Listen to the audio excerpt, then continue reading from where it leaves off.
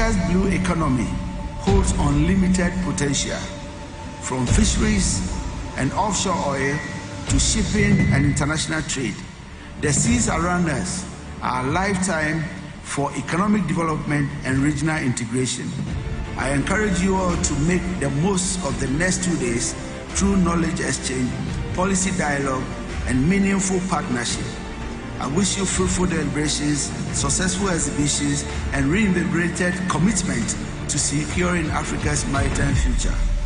On this note, it is my honor to declare the International Maritime Defense Exhibition and Conference 2025 officially open. Thank you, and may God bless you all.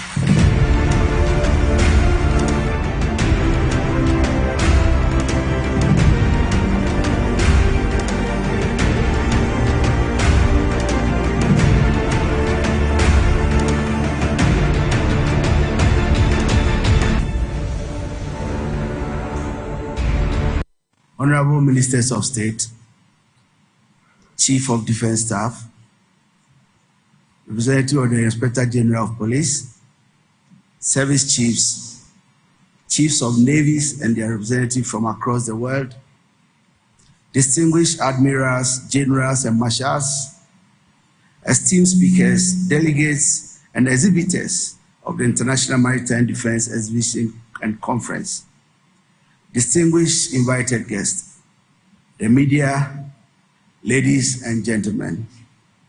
It is an honor and pleasure to join you this morning for the opening of the 4th edition of the International Maritime Defense Exhibition and Conference, IMDEC 2025. Let me first extend my heartfelt congratulations to the Ghana Navy and Great Minds Management for their consistent commitment to convening this landmark event, which has over the years become a critical platform for maritime dialogue, capacity building, and strategic cooperation across the continent. From afar, I observed the 2023 edition of IMDEC with great interest and admiration. It is evident that this conference has matured into a forum strengthening maritime collaborations, particularly among navies and security agencies. We have witnessed notable improvements in coordination, intelligence sharing, and joint operations readiness, which has significantly enhanced maritime security in the region. Therefore, I wish to commend all regional, international navies, security agencies, stakeholders who have contributed to this significant progress. Admirably, your collective efforts have become so real and fruitful. This year's theme, Securing Africa's Maritime Future, Collaborations, Technology, and Sustainability in a Changing Geopolitical Landscape, is timely and could not have been more than relevant. I say this because it underscores the urgency and current complexity of addressing maritime security across the African continent. The threats to our maritime domain are persistent and evolving, from illegal, unreported, and unregulated IUU fishing to piracy, drug trafficking, transnational crime, geopolitical tensions. Our coastal waters continue to face significant risk, and we cannot afford to look unconcerned. Distinguished invited guests, ladies and gentlemen, Africa's blue economy holds unlimited potential, from fisheries and offshore oil to shipping and international trade. The seas around us are a lifetime for economic development and regional integration. Yet our maritime domain is under persistent threat.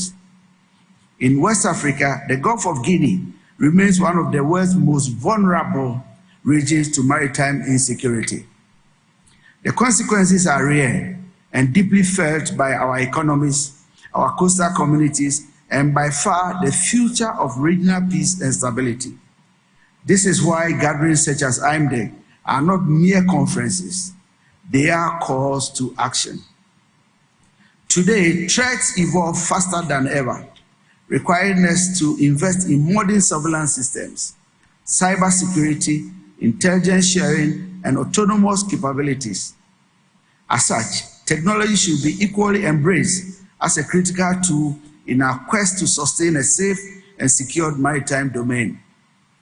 I am informed this was one of the highlights of the 2023 IMDEC, which urged maritime security stakeholders to leverage technology and adopt a multifaceted technological approach to deny perpetrators of maritime crime.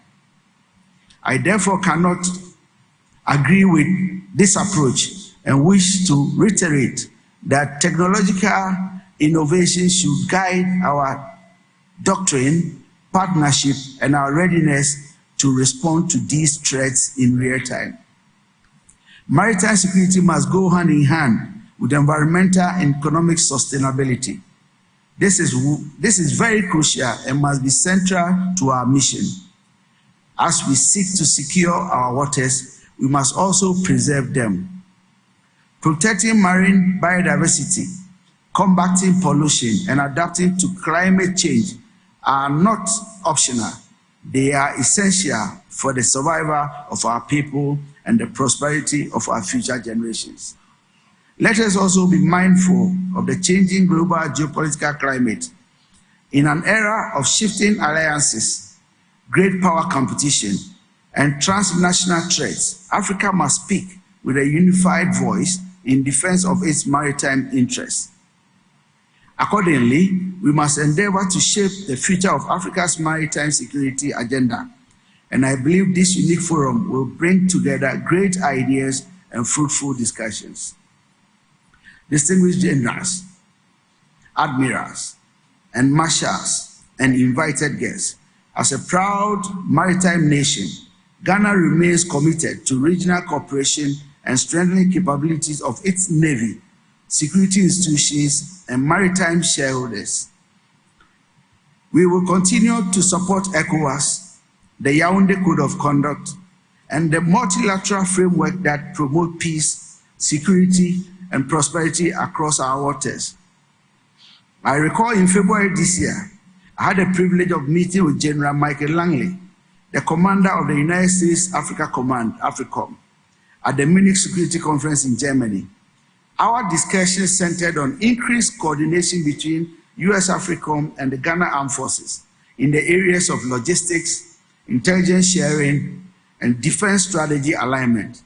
More importantly, our discussion focused on deepening bilateral cooperation for joint maritime patrols, an initiative which we are actively pursuing and aiming at bolstering our effort to combat illegal fishing, piracy, and other maritime threats while safeguarding vital economic zones. Our government remains resolute in its commitment to providing the Ghana Navy with the resources and assets necessary for effective maritime patrol. We are exploring various avenues to equip the Navy with offshore patrol vessels and fast patrol boats to augment existing platforms.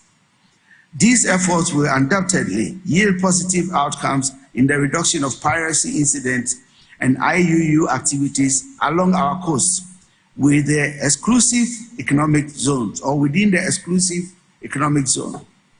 Additionally, as part of our 8-pillar strategy under the National Research Agenda, Ghana aims to become West Africa's premier regional hub for trade and investment. This will be more possible through port expansions, industrial corridors being strengthened to connect local businesses with the African Continental Free Trade Area.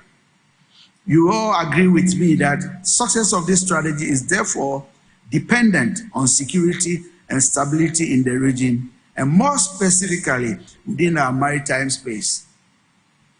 I therefore urge you all to use this forum to formulate strategies that will enhance collaboration and adopt sustainable technological innovations to secure our waters and the maritime domain in the sub-region and the continent as a whole. Ladies and gentlemen, maritime security is a shared responsibility anchored in collaboration between navies, coast guards, and security agencies across Africa and beyond. It must further include the private sector, civil society, international partners, and most importantly, it should be underpinned by political will at the highest level of leadership. I wish to state that my government is committed to let this shared responsibility, and we will continue to collaborate with all relevant partners. Let this conference and exhibition be a forum not for analysis only, but for collective action. Let us exchange ideas, build partnerships, and forge a renewed commitment to safeguard the future of Africa's maritime space. Once again, I commend the Ghana Navy and Great Minds Events Management for organizing this year's IMDEC, which has brought together an array of delegates from over 30 countries from Africa and beyond. To our many regional and international partners, I welcome you to Ghana and applaud you for your dedication to this important cause. I encourage you all to make the most of the next 2 days through knowledge exchange, policy dialogue, and meaningful partnership. I wish you fruitful deliberations, successful exhibitions, and reinvigorated commitment to securing Africa's maritime future. On this note, it is my honor to declare the International Maritime Defense Exhibition and Conference 2025 officially open.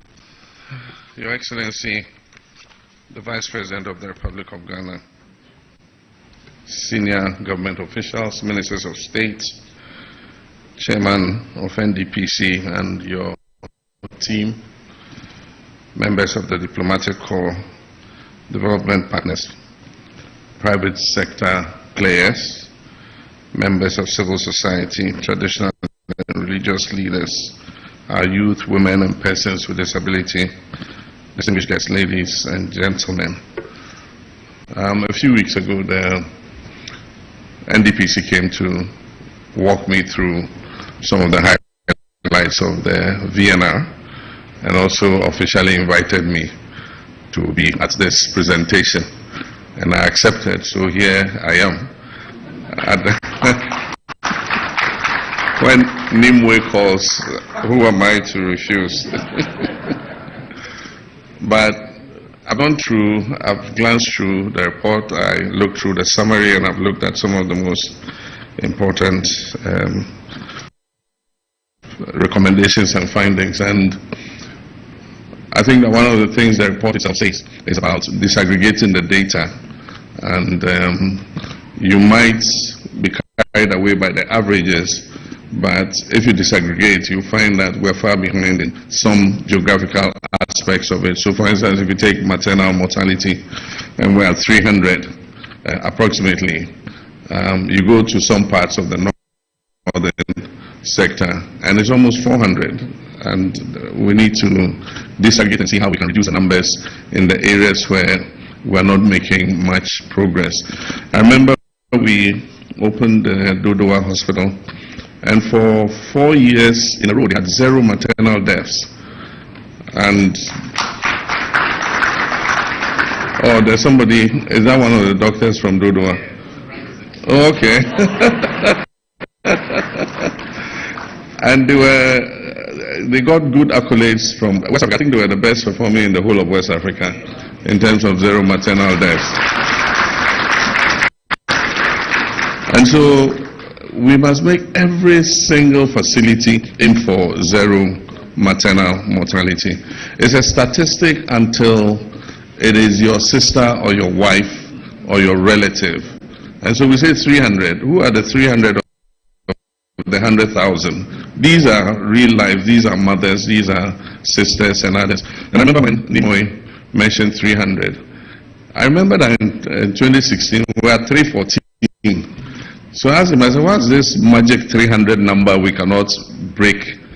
It is my hope that the next time we compile our VNR, we will break the 300 barrier and go down. But like Nimoy said, the best figure is 0. And so I think we must put in more work. And as I said, it's a complex, array of things that are responsible. I mean, an ambulance driver enjoying himself at midday on the beach when a woman is waiting to be transported in his ambulance. I mean, in some places it's bad roads. Just getting the woman from the CHIPS compound to the district referral hospital where she can have a safe CS is sometimes what leads to the mother's death. And I think that we must see how we address all these linkages so that we can break the 300 barrier and move as swiftly as possible towards zero maternal deaths. So it is with great honor and a deep sense of purpose that I address you this afternoon at the launch of Ghana's 2025 Voluntary National Review of the UN Sustainable Goals, SDGs. This moment is not simply the unveiling of a report, it's a national mirror, an occasion for collective reflection, introspection, and reaffirming our shared commitments to building a fairer, greener, and more prosperous nation. This marks Ghana's third voluntary national review, following those of 2019 and 2022. And it comes at a critical juncture where we're just 5 years away from the 2030 deadline for achieving the SDGs. The clock is ticking. We have no luxury of complacency. We either finish this race with courage and conviction or fall short on the promise we owe ourselves and future generations. This report was led by the National Development Planning Commission, NDPC, in collaboration with the Ministry of Finance, the Ghana Statistical Service, the National Africa Peer Review Mechanism. Importantly, it drew insights from voluntary local reviews by 4 metropolitan, municipal, and district assemblies, and these were the Atebubu Amantin Assembly, the Ghana South Assembly, Kole Klote, and Takwa and Swayim. It represents a genuinely inclusive ground-up process. Women, people with disability, children, older persons, and residents of hard-to-reach communities were not left behind. Their voices are woven into the fabric of this voluntary review. Ghana's path towards sustainable development has been marked by resilience from the economic shocks of the COVID-19 pandemic to global volatilities. Our institutions and people have endured and adapted. Our economy has shown strong signs of recovery. GDP growth rebounded from 0.5% in 2020 to 5.7% in 2024, driven mostly by industry and services. Inflation has fallen in recent times, and the cedi has appreciated significantly in the first half of 2025. This more stable macroeconomic environment offers us hope, but we must also confront hard truths. Multi-dimensional poverty affects over 41% of our people, with the northern and rural regions most impacted. Nearly 1.9 million of our young people are not in education, employment, or training. These are not just statistics, they are lived realities.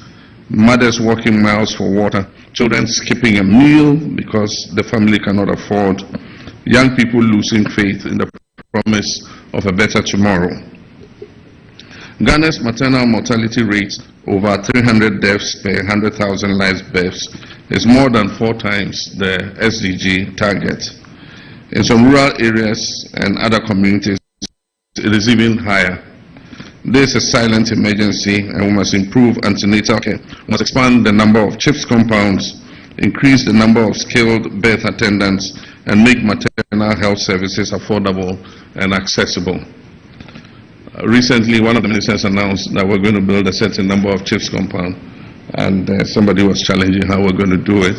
All we've done is to release 80% of the common fund to the districts. And in the guidelines we've given them, we've asked them to build 1 CHIPS compound every year. And so it means every assembly will build at least 4 CHIPS compounds. 4 CHIPS compounds times 261 will give you the number that we potentially can build. But then we must equip them with what is necessary, scans, so that the health attendants can see if there's going to be a complicated birth and be able to move the mother quickly to the referral centers. Accommodation, we've asked that accommodation should be built along with the chief's compound so that the health attendants can stay at the chief's compound and attend to any mother or any person who comes at any time of the day or night.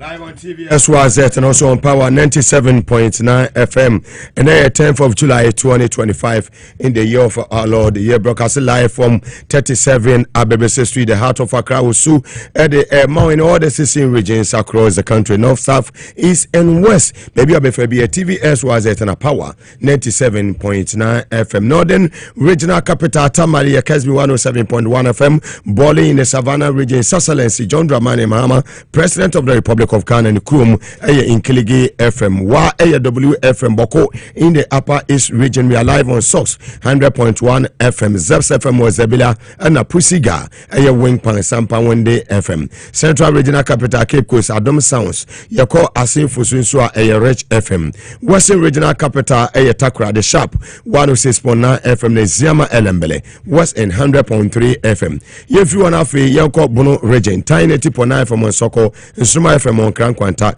Yako for Regional Capital Goswa, a Nananum 92.5 FM station with an ambition, Sanso and Aduno FM, Soundcore.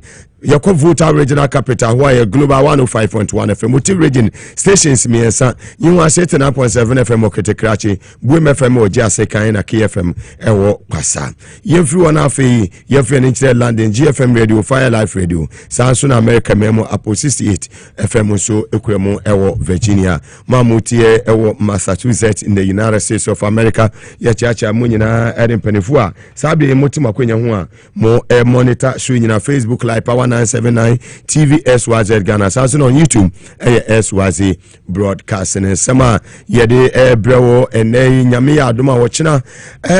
Electoral Commission to me Abuabwa Niamano Edra Accra High Court to me Bon Sama MPP Aminuku Omodeko down say Omofa injunction Tabon and to Ablekuma. Miama Kuma Kube Edu Enkron 19 polling stations. Electoral Commission see and sound court to Abano for Frono Parliamentary no say enya de say omo ebehwe amabibi atumi akoso ne mu MPP fo nsem mo ko nyina no court no ebo etuguye nyame ya adom ochina abrewa bie eyepoma kwam ya ekine nyame ya adom no so kren 19 polling stations no ye koto aba ewo ho ebeye na na akua friye ana se ebeye ewura bena obin ni nyina ensem a ye hwe se ochina bibia betumi akoso. Former Greater Accra Regional Chairman of the NDC Openyi Adekuka Nyakopon Adoma on the 12th of July 2025 ya na chese ochina echi ya no omo ebedi ni na otweda ewo asoridan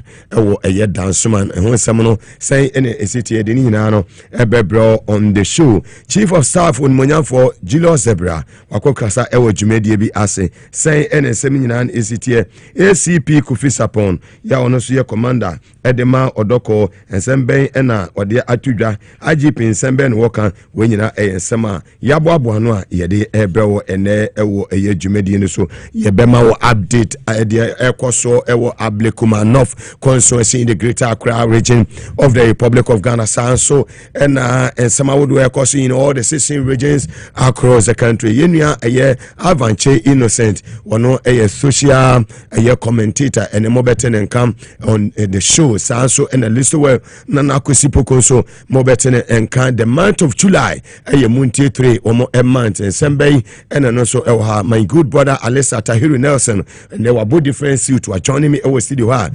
seminano yede ebemamo the one who near Aircoso Nemum Dabia Mekacho say His Excellency John Dramani Mahama he's unstoppable. Said yeah, maybe you're unstoppable, unbreakable, untouchable. I mean, the greatest man at Ankolega Biga. We are and support to Amedema John Mahamano. Opa Akwatra TikTok make unnecessary noise. It won't change anything. the love that I have for John Mahama and then the TikTok one. Yes, I know. TikTok, kotena ho me social media mini ho, Facebook mini ho, TikTok mini ho, Instagram ho me ho, baby abeko bia unhu me ho. Enti oho edamaso achi. Me de ne se me support John Mahama.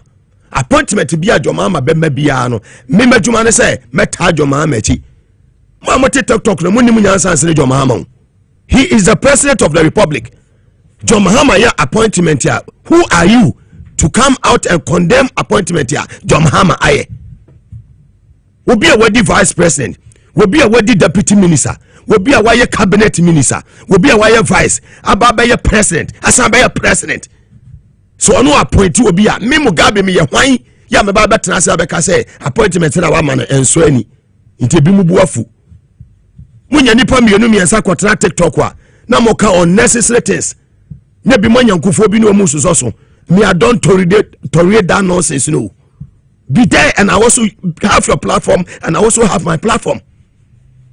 So far as John Mahama is concerned, so far as John Mahama remains as the president of the Republic of Ghana, me Mugabe, I will defend him in the morning, in the afternoon, in the evening, in Sumo, Ewiamo, me de mesabe se jemama.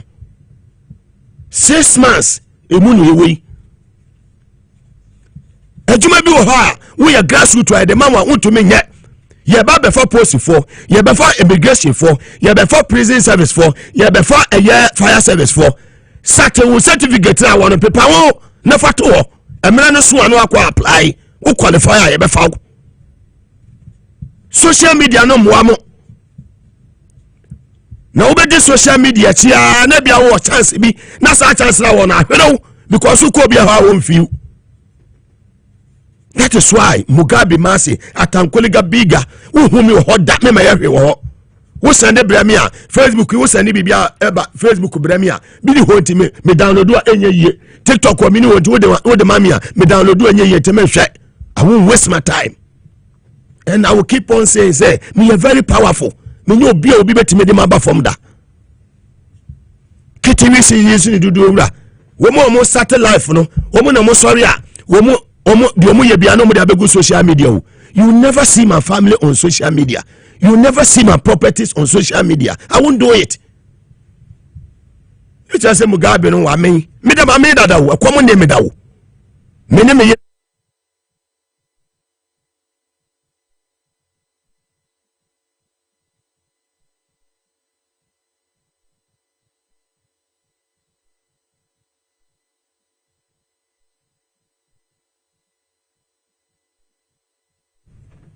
Yes.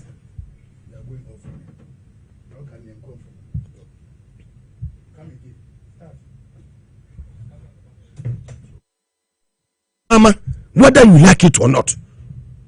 So if defending your mama is a crime, take me to court. And I will be in that court. So me defending your mama, na a crime maybe ma, take me to court. We need me pa me kan ho asem. Media me say upo umpo. Say if defending John Mahama no eyebimo ehabimo dia sankofo no betimi akọ desimu no madware mo shepo. Yes, that is my spirit and nobody can stop me from defending John Mahama. Nobody me defending Gabia, whether you like it or not. From opposition, we have been doing this. I'm not here to mention names. You. Sorry, I'm saying no. Listen and listen very well.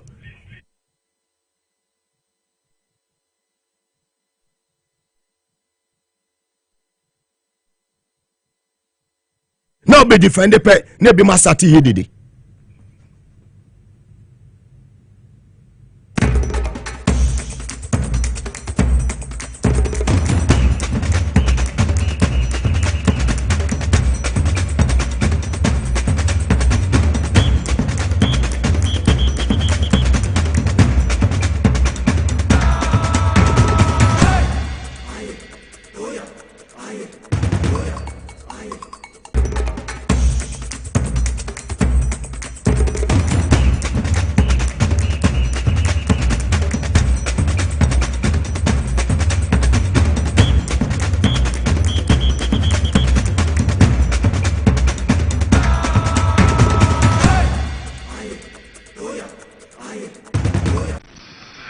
Your Excellency, fabric of this voluntary review. Ghana's path towards sustainable development has been marked by resilience from the economic shocks of the COVID-19 pandemic to global volatilities. Our institutions and people have endured and adapted. Our economy has shown strong signs of recovery.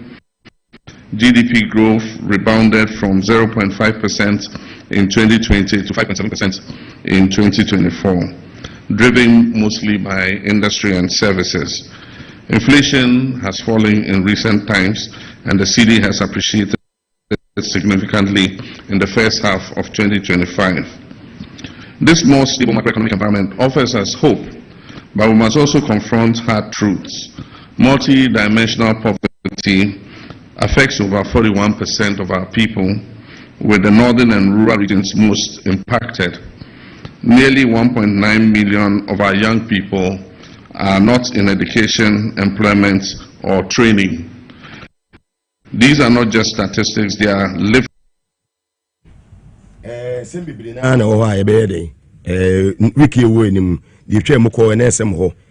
in Suya Yenya a year at the cooker, Alesta, the 1 week basso, a year danceman. The man at the cooker, Alesta. Chairman at the cooker.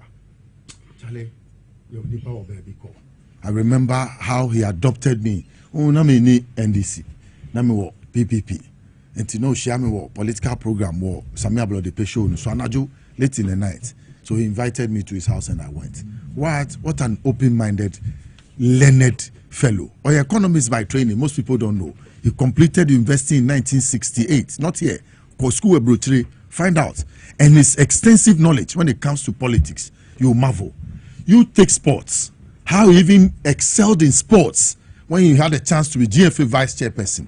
I remember in 1997 when he went with the Starlets, Gordon Trump squad. That squad. Out of nothing.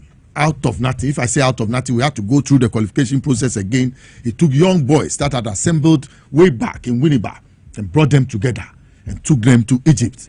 In the final match against Brazil, we all saw what happened. Yes. We had played our best. I mean, everybody saw it, yes, that we should have won. But that guy, Ronaldinho, he was coming up. So he had to conquer to show his prowess. We had stars in our team, but we didn't have that quality of a star. So in 1997, yes, Chairman Adekuka, if you go to the Accra Sports Stadium, because the seat now is sir, always be out. Yes, me on my transfer check. Na me di be 105 years. Na akonya efi akonya yetina so a yenje. I na make no. Say o man so me because opema sem me say to me friend na o machi. Sir, na shia me ha na uko a. Say no sibeti mo ni edi nkomo na waka na se machira no watie wo muaye no. So mo se mo ntietira visit yen. Yes. More than 3 occasions. Yes, he came several times. He was Greater Accra regional chairman, you've forgotten. And he has played a critical role in the development of the party. How he had made many young people become attractive to the party in Greater Accra region. Yes, so Penkambo, no, in Tokwan, no, afraid. Team no head and papa be a great Olympics. Maybe when Casa, Great Olympics and also for Olympic too. Only Valentine. Look, if you know the experiment that Dekoka did with the Olympics team at the time, 15-year-olds, he picked them from Winneba and brought them to come and play for Accra Great Olympics. And you can see the excellence, the results at the time, how they play coherently. He himself is a team player. He's able to put teams together. In politics, he demonstrated it. In sports, he demonstrated it. And even in these last days, that many people came to know him. Ask anywhere. Pick a telephone and call him. Once it's about party matter, late in the night, midnight, Chairman Adekoka will respond to you. But you see how deaf is? They're very tricky. I've tried to understand deaf several times. Elections. Hey, the elections. Look at his role he played. He went everywhere. He was everywhere. During the vetting, look at the videos. He was at everybody's vetting. What's your call, Tamale, during the campaign launch? Yeah. You were around by 10:30 p.m. Yeah. And no frame when a chairman Vigno, Greater Accra regional vice chairman. Yeah. I'm afraid say nya baby and I'm saying I. Call by in less than 20 minutes and honorable Amadi Sugo here day. Efrain was Simuga. Yepe baby a better when I'm saying Unkwana wada and I'm saying baby I'm NBA 2 legs. Baby, I will be a movie to me. Sampano, Yemi and Sunday because you cry, baby. You money a baby, Yahani a baby, and What frame me and Mugabe and Yabi on Honorable Sugo send a baby. I want so me and Honorable Sugo we slept on the same bed as a father. With the man that say na me that say sorry bompire humache and sorry call ye Juma so. We even went to the studio for your program before that was a year station or kids or the same station radio station Kesmi 107.1 FM and a card look at his smiling face as he goes home. Look at chairman of the cooker. Okay, no more. Look, Mugabe, you can never forget that. Very well. Alice, I can't wait. You know, saying Yakopon Yaduma. Thanks to my chief executive officer, Mr. Benny Auntie. Greetings, champion chief executive officer, Mofire. Yanko Yenenim, and just need you Musani and Masani. Yanko Yenenim, Nafi, Yanshen Yakopon Yaduma. China, the D-Day. Yeah, just say Ablikumanov in the Greater Accra region of the Republic of Ghana. See, I share a year data now way back in 2016. That contest was between a year Nana Eku FE and a year Sally, a year Amaki Dako. Now, Washa Nana Eku FE, with me Poli about 54,698 votes. And a year NDC National Sally, it to me in 26,803. So we had difference now, votes difference now, near 27,885. Near Koyachi BM. Way back in 2020, the contest was between Shirley Battles, a former Kwamina Battles in Babano, and winning by 54,544 votes against Winifred Ashley Mensah. You only see 27,704 votes. Now here a year votes difference now. If we a year 27,885, about 24,840 votes. In 2024, December 7th, 2024, na a year, a year, eku every year, and a free enya 34,613, and a Rabna Obin, onusunya 34,199 votes, and the difference was 404 votes. And I maintain me once by NHS. Yes, you could declare Rabna Obin as a winner. You buy as you assign assessor into Usha Yankopon Yadoma. MBB Foko PMU earlier on a year on General Secretary, a year lawyer just Kudia. Omokoye press conference, Omonko, Nado Mobako, Mako PMU court, Nadomu Yano a contempt of court, Enra Moko Accra High Court on the court to Nabon Semina Dego. Ebi Kwemo say China. On the 11th of July 2025, yes, in Yada Enkoto, a 19 polling stations, Uncle Nina for. Now, what share baby Edru Sisiana 19, saying, Ena Osha said the atmosphere in city, Malik Basintali, YE boss, will lead the team on the ground. Now, Osha said the Ablikuma. Enyama AC Ekona saying and a one Kasankasano, who send Enyama ABC Akonya Aduma Ochina at Ablikuma. Yet enough. Yo, Mugabe Midasine Akonya Diamame. Answer na meko masem so quickly. The Central Business District in Accra, Omo clampi cars, Omo parkia, Omo fa commercial, Omo needy commercial vehicles. Omo stop war city center wa ni abe clampi Omo cars no. Taxi drivers be abe mi fi abe complaining. Oko koli clothing swa ewo kinsui down hono e mana ehedwa no Zenato honorable a free hakwa kwatram baby omundi omudwa omunko omu se to de bia mu spele bakwa no so nti awomache omu ko 3 by 6 na nkofo akom so ebu omu no mu se omu west yeah Mugabe, but it does also mean that two wrongs will never make a right. So my background so na seize their ways and then punish them. Shey Tunisia the Arab Spring obinyo ma oton okwan the Arab Spring ni buy you. Ye maami mo abre ombe sorry then give them markets. Then collect cloth should provide markets for those women. Let's be in the middle. That's what I'm saying. That we need right, yes. So the okay say two wrong don't make a right, you know. And they should also make sure say yes, and then sometimes you know can be at the sign the break a fairly metiase say ya tire omo baby a omo yeden omo ntra nokre but ya na spill over unim nipa daseni.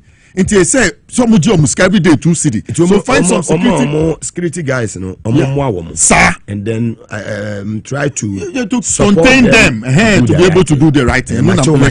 Sir, intimate because Mugabe. We a humble appeal. Yes, a humble appeal. Mami warning. Na mi tike mu ko ahunto FM. E mami warning say ye be wini. na ye wini a yenhwe ne amfa abaye no ansa mba markets no enti enu a warning da very well. Enti let's move straight to Ablekuma North. Mugabe Ablekuma North, the story of the Ablekumas. Today we have 3 in the bag already. Ablekuma Central we there, Ablekuma West there, and Ablekuma South and so there. Now send ya wokano. The campaign structure now Basintale, the young man with his riding skills as he cut across the constituency. That's the pictures there. The guy is so popular, I don't know, he's doing magic. Na nipe dimechi. This one has he not sealed the deal? Where do you need campaign again? Do you need campaign again? Salute to YA boss. Yeah, continue the way you are. You see him. This guy was highly charged during the campaign. Out of I think about 275 constituencies. He's unstoppable. He went to 216 constituencies. You can go and check his tapes and what he said. It was relevant to the constituencies that he went to. And look at the people who followed him. Look at the riders. Many more young people. They come along with him. Feeling obi akọ Facebook live power na 7 ye feeling no Malik Basintale.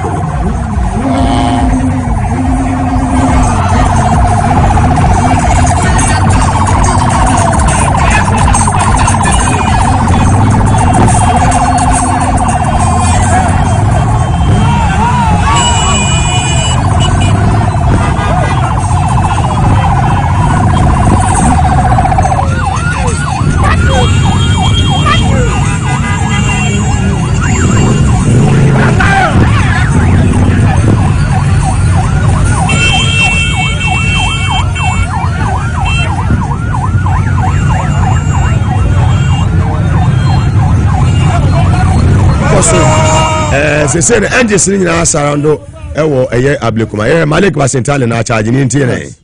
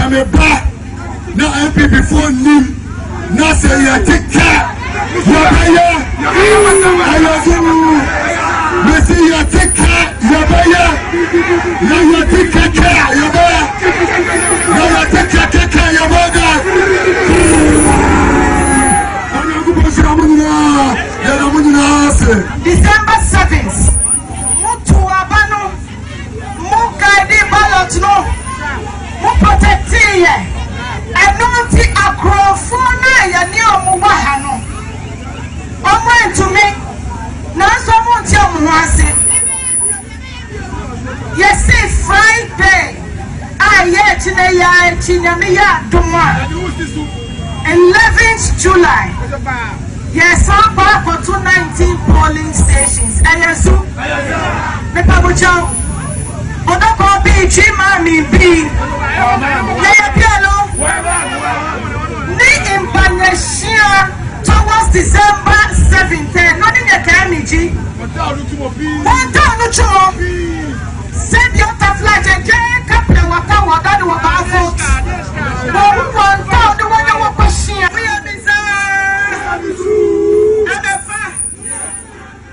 Mia.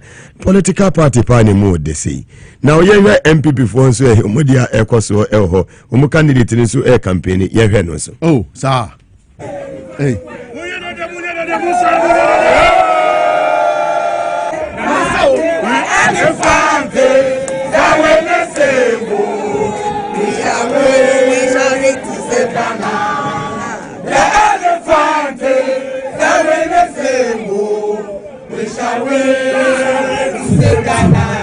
shall win. We shall win. To save Ghana. We shall win. We shall win. To save Ghana.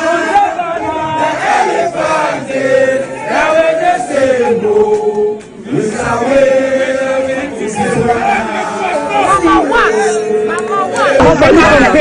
What's the preparations ahead of tomorrow? We are fully prepared. Foods are prepared. Tomorrow we are going for this contest. And in the first place, I want to say a big thank you to Almighty God. Amen. For protecting us throughout the 7 months. Yes. We went for election on 7th December and I won this election with 34,613. My opponent had 34,199. We collated this thing together. My polling agents, their polling agents, we went through all that. And we have now collated 278 polling stations. Those 278 polling stations, I am leading. I am leading with 349. 349. We were left with 3 polling stations. And then the Electoral Commission came to Parliament, swore under oath that we are left with 3 polling stations. Overnight, we didn't know what happened. And then they said we are going to go back and collate 19 polling stations. Now what I want to say on or put on record is that darkness can never cover light. I am the light. I am the truth and the light. Thank you. True. Anyone when you are the truth, one the light. Wabi Wabi. Where they are very. Yami had much na obey and yes, and obey the obey. Now, Mrs. Akuya Free, what the 2 Jadiantia or contest. Me one MP before so by a press conference and I say, or mobile call for a year rerun because movie say election or movie in India. I don't, you see, don't go on that tangent. I felt that they felt, my party felt that we won. So why there's all this hulaman? Do you understand? If we are not in power, so the powers that be feels they can just twist your hand and take it from you. Even the NDC leadership knows if you want. I'm telling you. And so thinking that even in chimneys and your JF the NDC candidates, the NDC leadership. When you want to Sam George came to the collation center, took places that they felt that they had won. And places that they felt that they didn't win. When you bring the pieces we don't have, when you bring the ones that they feel they won or they felt they won, then they said that one we have. In the midst of all that, I was not perturbed. I went through all that. Very well.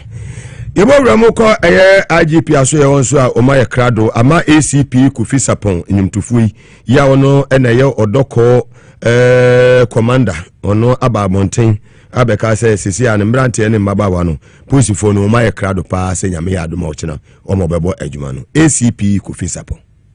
As the divisional commander for Odeko, I'm going round because the policy is under my jurisdiction, so I need to ensure that things are in order, and I also have to ensure that we have a peaceful elections tomorrow. So that's why I'm going around shooting the IGP. What we admonish everybody is to follow the rules and regulations. Go vote, has to go to go home and wait for the results. So if you are in vote, come join the queue. When it's your time, Kasiebo, join the go. If you don't have any activity given there, we're going to select you. For all what we've gathered, everything is in order. We haven't had any adverse event from anybody. That's just a post penny ya oye divisional commander Edema Odoko ACP Kufisapon nyumtufui wono ena ono so de na no din sem etu edwano uguso 80 power 97.9 FM ena wo hwe live ewo TV SYZ ye na affiliate stations ya etwa ehia ewo Ghana nyina show no feeling the same eya wo dey ana yanko ye ne man na baby a yaduru no bese ye bon compound ye ko ye kakra wonye mmere de kaya by election ayeden aba na obehu se NDC no sanse ye clean ya yenye amanyuku a ye basa te se MBB fonti no enya ade ye kwa akotam azugufo yakofa nkofo bi akohyehe omuntade a omunye bambofo me bese ye bon compound Alista bese wasi Mugabe, let's be reflective na yanko ye chi ni yakɔ hwedi si ye ewo eye ayawaso west wagon abra by elections go so ma edu baabi no branda champion nyina na nado na nete so edu baabi no eye opanyi a ye friend say now ye NDC ye chairman of Swampofo editu bia say abano kwa enya den ye ho afrim ye ntube ye hwede ko so ho nti we no wo hwe sotro ye ko so Sam George moji wo modie so wa hu de ko so e ho ye bo ni apon na de ne waye abato titia no e ko so e ho enti say NDC ye wo power say ni e be ye o tina say ni e kwa kwa wa ye o suban o ye nipa dufu nipa sa si adwene nipa ho ye be wene ye be ko me say ene by election ba swame abeto mpeso aso okora ye beje na upa esi e wo pankro no a me nua kuma eye lawyer Eko Vincent ye beje esi e wo papa no Mugabe den na waye no akowi abalo paper ni na ne die ni mo afraid na obehu the difference between Yehono police ene eye Akufo-Addo administration police for no modi tantanta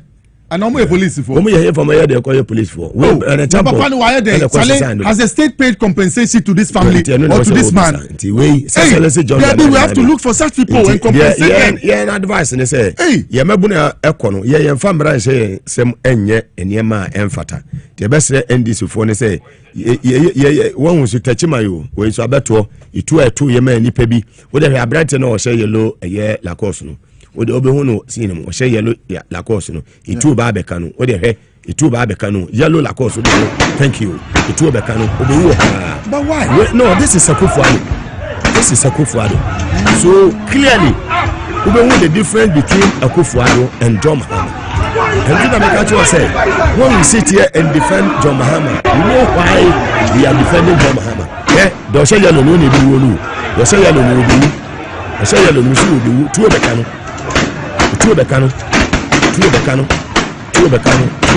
Team. We say that to Abba. Who is it for? See, shoot and kill. And no. Oh yes. Hey, fantastic. Production team why Jumani na SNNJS na niaji. So we'll see clearly the difference in by-elections under different administrations. Say past government by-elections because and elections because no more power. And the way because we a test case. We a test case. Yes.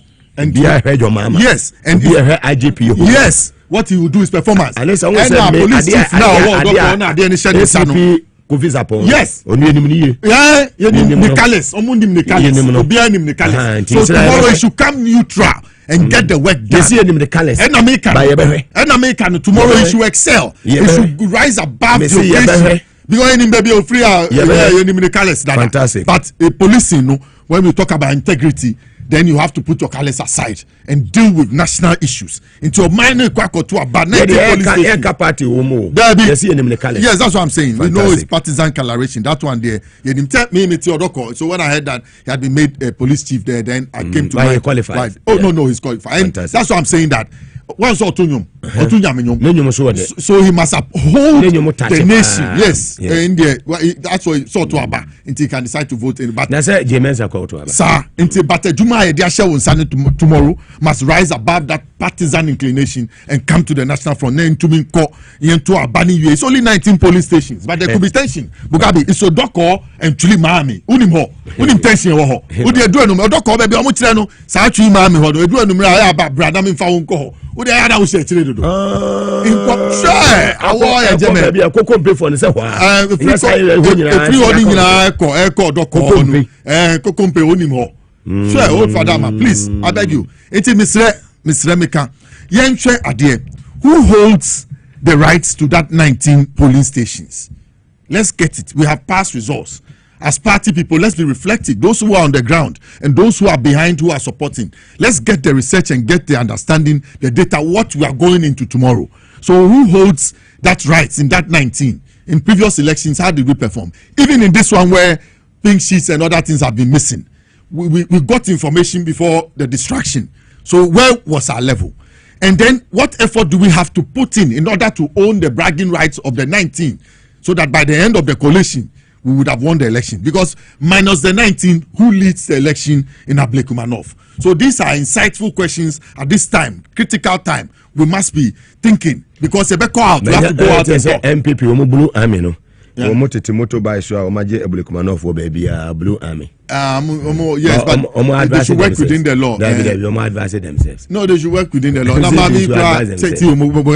The MPP's tiny minority. We are going there. It didn't come for nothing. Oh. Look, how many people went to Nanado to go and tell him to remove the finance minister? No. It's 88. Am I lying? Yes. 88. So it can't change. And you're prophetic. It is not for nothing that same number went to out of the 137.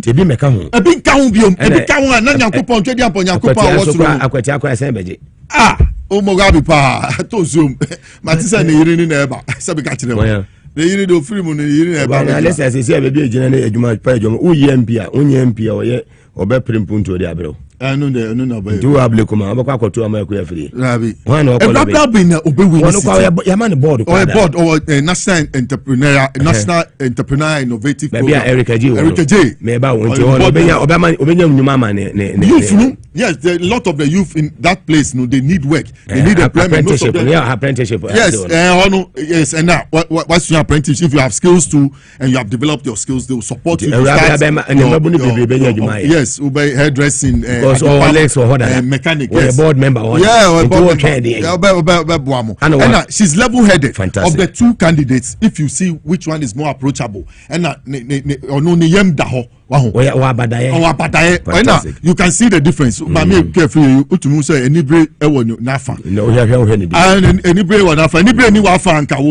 Where the MP ni bida. Where the MP ni bida. And you two na obesin ko tra baby wo China.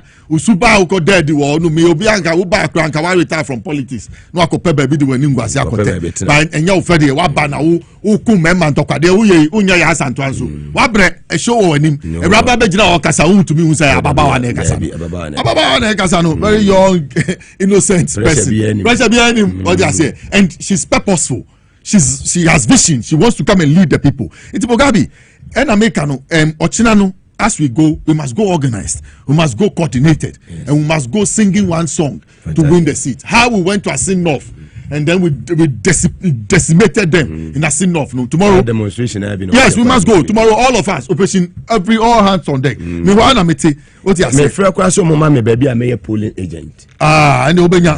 Yes, polling agent. Obenya dodo. Now, the story is sweet. This is the great story of Ablekuma North. Fantastic. The story is sweet. To boycott or not to boycott? Yes, to boycott or not to boycott? Yes, yeah, campaign. Musimun called them press conference, JFK. So, Rani MPP, it said, yeah, will be our till 2 years. And they say, what blue keys, what on petition. What? Okay. This is Nanado's. You talked about the general secretary. You're talking about general secretaries who have respect even when they are asleep. When he does when he try and say to boycott or not, they say to boycott or not to boycott. Mugabe, that's the squad. They are undecided. I've told you, they are undecided. Omuko sit down, omubo roof. And send on Babesi Foundation reform. That's a canopy. Canopy. Omusuba nyina omadu itire nyina. Sir, eti mo akokot. Ya say dismissing mo asem no. You dismissing when you are there. Meaning say you dismissing make say once you say you come. But you have run back. Fantastic. After you won't go for appeal. But you have run back. And then now after your withdrawal, you are making a re-entry. This clear case of indecision on the part of the party. This is a clear case of lack of common sense on the part of the party, and I don't know why they are fighting this fight. Okay, even if you get one, you have lost what do you call it? Akotia, you have lost it. You understand? So even now you are 87. So you assuming you win this one. I'm saying you can never go past 88. It is not for nothing that 88 people out of the 137 against all advice move to the presidency to turn another. So a test case at the Major Mahama administration. Yes, that's I'm coming there. That when they had the chance to conduct by-elections, when they had a case to do reruns, we saw their subine. Fantastic. We will not go that tangent. We are a disciplined party. We are young people who are focused in this party. We have a future. If you look at the people in our party, look at Samuel Basintale, look at people like Innocent Che, young, intelligent people in our party. Look at Sami Jemfi, the gold board. You know, young people. Look at Erika J. You understand? Young people share Asafo J at the scholarship secretary. Yes, we have them. Look at our own good friend Akogan. KK. Yeah, look at Akogan, baby. You understand? We have highly intelligent people who can screw up the issues. Kobe Ballon. Chief Bind. Hey, as for Kobe Ballon, when you mention his name, Melina and the Ablekuma Central. He knows how to plan. He knows how to organize. And I'm sure by now he's there already. But by this time, Mugabe Okoda. By this time, he's finding ways so that tomorrow we'll be able to go about our election peacefully. Fantastic. It's just about the 19 police stations, and by 5 o'clock we are done. And we know the standings already.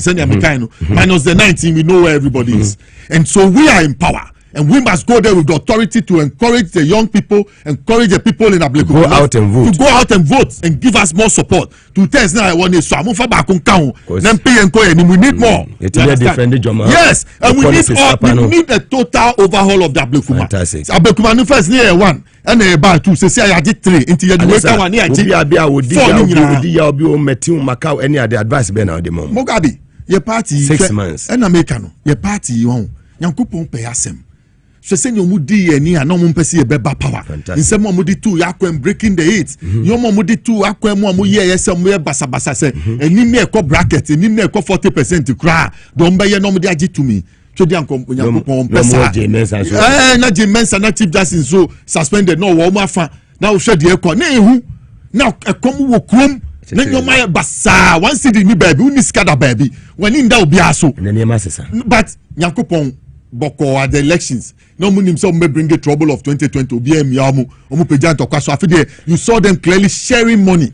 Sharing money during the elections on that day. Candidate you want to compare you mama. Dabi. Because a rabana or links. No candidate or opposition. Utumanu opposition. Dabi. Or do Jimmy fans? Why? From Debbie. You know me, Kasa, or do Jessica MP's common fan. No, they're trying to know. Can say, no, do Coco. I say, no, all the members of BND. Yeah, Tia Bogabi. Obia my appointment. But the encouragement and the enthusiasm that brings us here every day is that we went around to tell Ghanaians to bring John Dramani Mahama Abebio, to bring him back with the experience he had gained. He had been vice president before, he had been president before, he has gone back home 8 years in opposition. He had seen what he should do best for us. So whatever he does, we must support him in entirety. You assuming that he had made an appointment and even made a mistake of all the lots. Is that the way to go and talk to John Mahama? Is that the way to talk to your father? If he had wronged you, even assuming that appointment that he made that brought all the hula balu was wrong, assuming I give it to you people. Is that the way to talk to our father, John Mahama? We are wrong. We must say sorry. And we must find out why those appointments were made. Do you know what goes into appointments? Find out. They do a lot of research. BNI goes into a lot of things before the names are put out. It's not some lotto game. It's not some lottery game. It's not a warfare or something game. No. It's about what you can do and the role they want you to play. That's why they plug people in certain roles. Into Miss Rebecca, Memo be and do be who yaw. Memo be and for be senimu. Yenina nipa back. We are bro. Therefore, don't come. Mogabi Yako prison. Yako prison. I said, look, we are quasi prisoners. Every time I tell you this thing. We are quasi prisoners. The month of July. Yes, the month of but Obiake Bibiachi Obida. We're in the interest and the support of making John Mahama succeed and the NDC to succeed. Yeah, we want to go past the 8. We don't want to break the baton. We want to keep the baton and go past the 8. It's not about breaking the 8. It's not about breaking the 8. We want to go past it. We have good intention. Yes. Now another Jiaba. Mugabe. Yes. Mugabe. Yesterday, when John Mahama launched the Gold Bond Task Force, I printed this thing I done in my room to read. Some of the comments the guy made I don't know whether it is possible to make him president for life. Charlie, your mama, no. I'm telling you, uncle for life. From vision to policy, he envisaged this thing in 2020 when he was in opposition. That our gold sector was basa. People were smuggling our gold. We didn't benefit from small scale gold mining. Even the large mining company, we didn't benefit. Good for oil. Yeah, so we needed to rationalize the place. It is upon good thoughts that he did that. So he said from vision to policy, the journey to Gold Board. The Ghana Gold Board was first proposed in 2020 NDC manifesto. Though we did not win that election, we remained fairly committed to his vision. In our 2024 manifesto, we elevated the Gold Board to a flagship policy to stabilize the Ghana cedi, formalize gold trade, and build foreign exchange buffers. Upon assuming office, one of my earliest appointments was that of Sami Jemfi, acting managing director of the Precious Minerals Marketing Company, and with a mandate to lead the transformation of the institution and what it is now today, the Gold Board. Mugabe, just in the coming of the Gold Board in just 5 months, look at what they have done. Look at their intention. Yes, that's the tangible results and economic impact in just 5 months. Since its interim formation in January 2025, the Ghana Gold Board has implemented aggressive reforms, especially in artisanal and small-scale mining (ASM) sector. By May alone, the Gold Board exported 11 tons of gold valued at $1.1 billion. Cumulatively, exports of the small-scale sector reached 51.5 tons, valued at approximately $5 billion. This represents 95% increase from the same period in 2024 and surpasses large-scale mining exports for the first time. Fantastic. And the idea is to combat illegal trade and smuggling. And you see, so JM is focused on the work, and you can clearly see, say, he has a vision. Not only the Gold Board, we have seen where the Gold Board is going. The task force, he says to the task force, to the Gold Board task force members, you have been entrusted with extraordinary responsibility. Extraordinary responsibility. Oh, fire. So serve with honor, uphold the values of integrity, professionalism, and discipline. This assignment is not business as usual. It is a matter of national duty and pride. John Dramani Mahama Abebu. And we will continue to support him. I will continue to support him. And defend him. Yes, that's why I've said that. Mugabe, the continuous opportunity you give me and the kind of support. Me, there are a hamikakra no bufua. Eya umpeso betie me no. No ne ha hamikakra meka wa obufu etie me. Me bufu sin wo se wo refi se ye konsa wa ye to me konsa na akuga be patan. O refi. Hwana na we ni.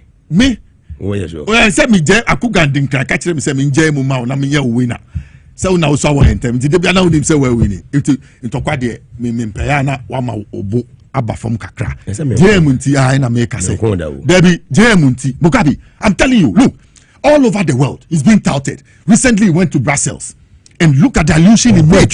Yes, when it came to the vaccines, he threw a challenge to the world. He said the cost of B2 bombers that we are throwing against Israel and Iran, just 3 of them will vaccinate all children in the world. Look at such an intelligence. Would you continue to make B2 bombers, or you use the money to vaccinate? And then on mobile. You Mugabe book way maybe not kind. The journey from under the table. I want to encourage all NDC young people that they shouldn't hide under the table. Our party is in power. We must rise above the challenge and get out under the table and get onto the table and find our position. Yes. Migration.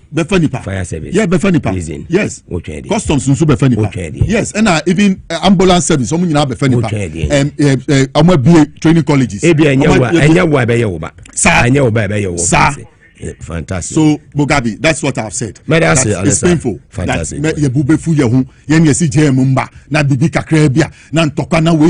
Let's calm down. Let's be reflective. It is not easy that in 6 months we need to expose them. Yes, that's what we're saying. So we must gather our effort to rather expose them rather than petty things that will bring quarrels and fights among us. Let's all take position. Alice, thanks so much for your time. This week, what was saying?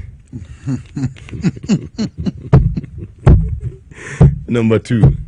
Fantastic. Time for victory. Told you bring me 3 times in a week. But I'm happy to be here and I'm honored to be here today. And I catch a chief Julius Zebra. Fantastic. Deputy CEO of the Airways. I take it. Now then, someone said and CEO ba. Oba.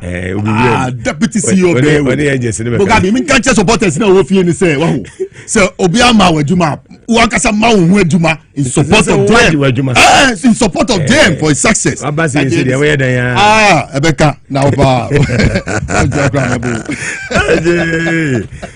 and we say if you are don't near Kuyenim, let's rally behind His Excellency John Dramani Mahama.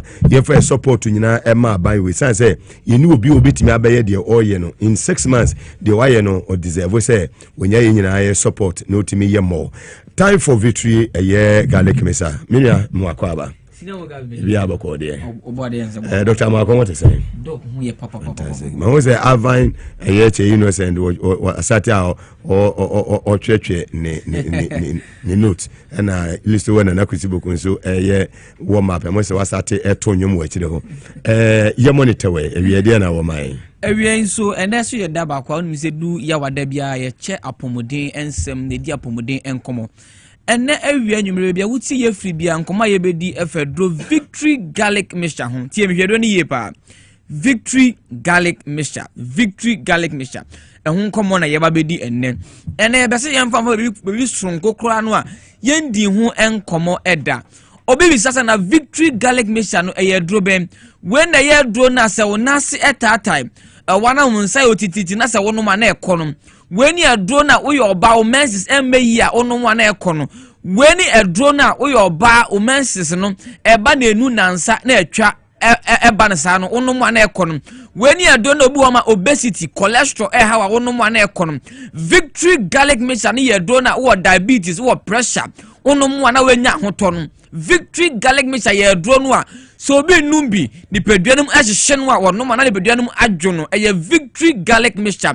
edro we na ye edro no a odoba ni bia no mo a na ebo no ma mojetimi di afusa ni yi a emma atenase adwuma no enkofo ha wo mbre no we ni edro no a wo mo ye eja ho adwuma eye ewiaso adwuma yema menom anom a ebo emma wo ni peduan ahoden no enu edro ni nie edro we na enipa dodo na edi ho adanse etifi anafo atoye epoye na kyese ende enu se ne obedi na wiei nipa cho tie mi kakra bi na enne no ye nkasa enche na maka cho se adepa na eto ne ho dimpa wo ejese ya hunya odofo bi ho no ma wo hwem utie mi we ye aduru a yatena Ghana hanam ya yi asesi am no kase eje ne ho mena e wa manone ene nkronko awodo so eye victory garlic mixture eye garlic aduru obi ho no ma wo ka wose aduru we manom saa mi hunu hweme se aduru beju we yatenema obi ane se do ye na aduru ene ye ka che ose ebia wonu garlic no ni bia hunu hwe mese me ne wo ato nja matene mensa na wo to nja ofie se onu victory garlic mixture onasi ye tata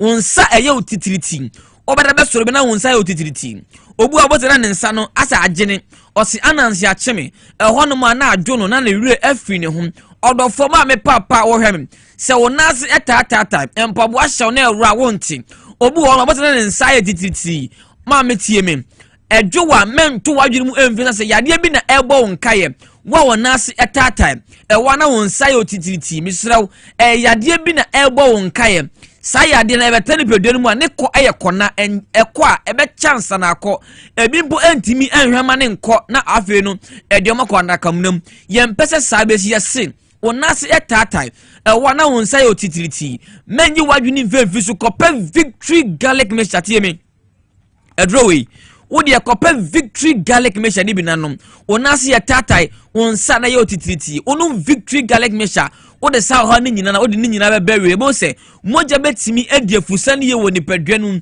odofo tiemi odase ni bia ye koye be nyina no ade ekita ni peduanum yakoma na akoma ni be ye djuma ehia moja betima pompi ye di akwa akoma no obu ho wontimi na yie obu na akoma bo no peri obu ho e bi kakra bia na wabre na ohome na otie so bebe esan se moja na ebetimi akwa akoma na akoma na timi accelerate ye djuma yie no wo de no uvens ni dimi pompi ye akoma no endimi mpompi moja ni yie eka ubi na wakoma ebo periperi ebetimi aka ubi amade bia no wo bi kakra bia na wabre obi ho no asimi nua bema ho no ma metimi ye adwuma che na de bia no wa hoden se sisa me nyima kakra bia na wabre me se sao ha na wo famu ni nyina no won saka victory garlic mixture wakoma ebo periperi we bi kakra bi na wabrɛ na ɔhome na ɔte so wo se wahome no enko yie obu hɔ no ɔnam asɛ na sɛ nibadua no asa yɛ no boho obu hɔ no ɔnam asɛ n'ani so achi no ɛwɔ na wani hanom se no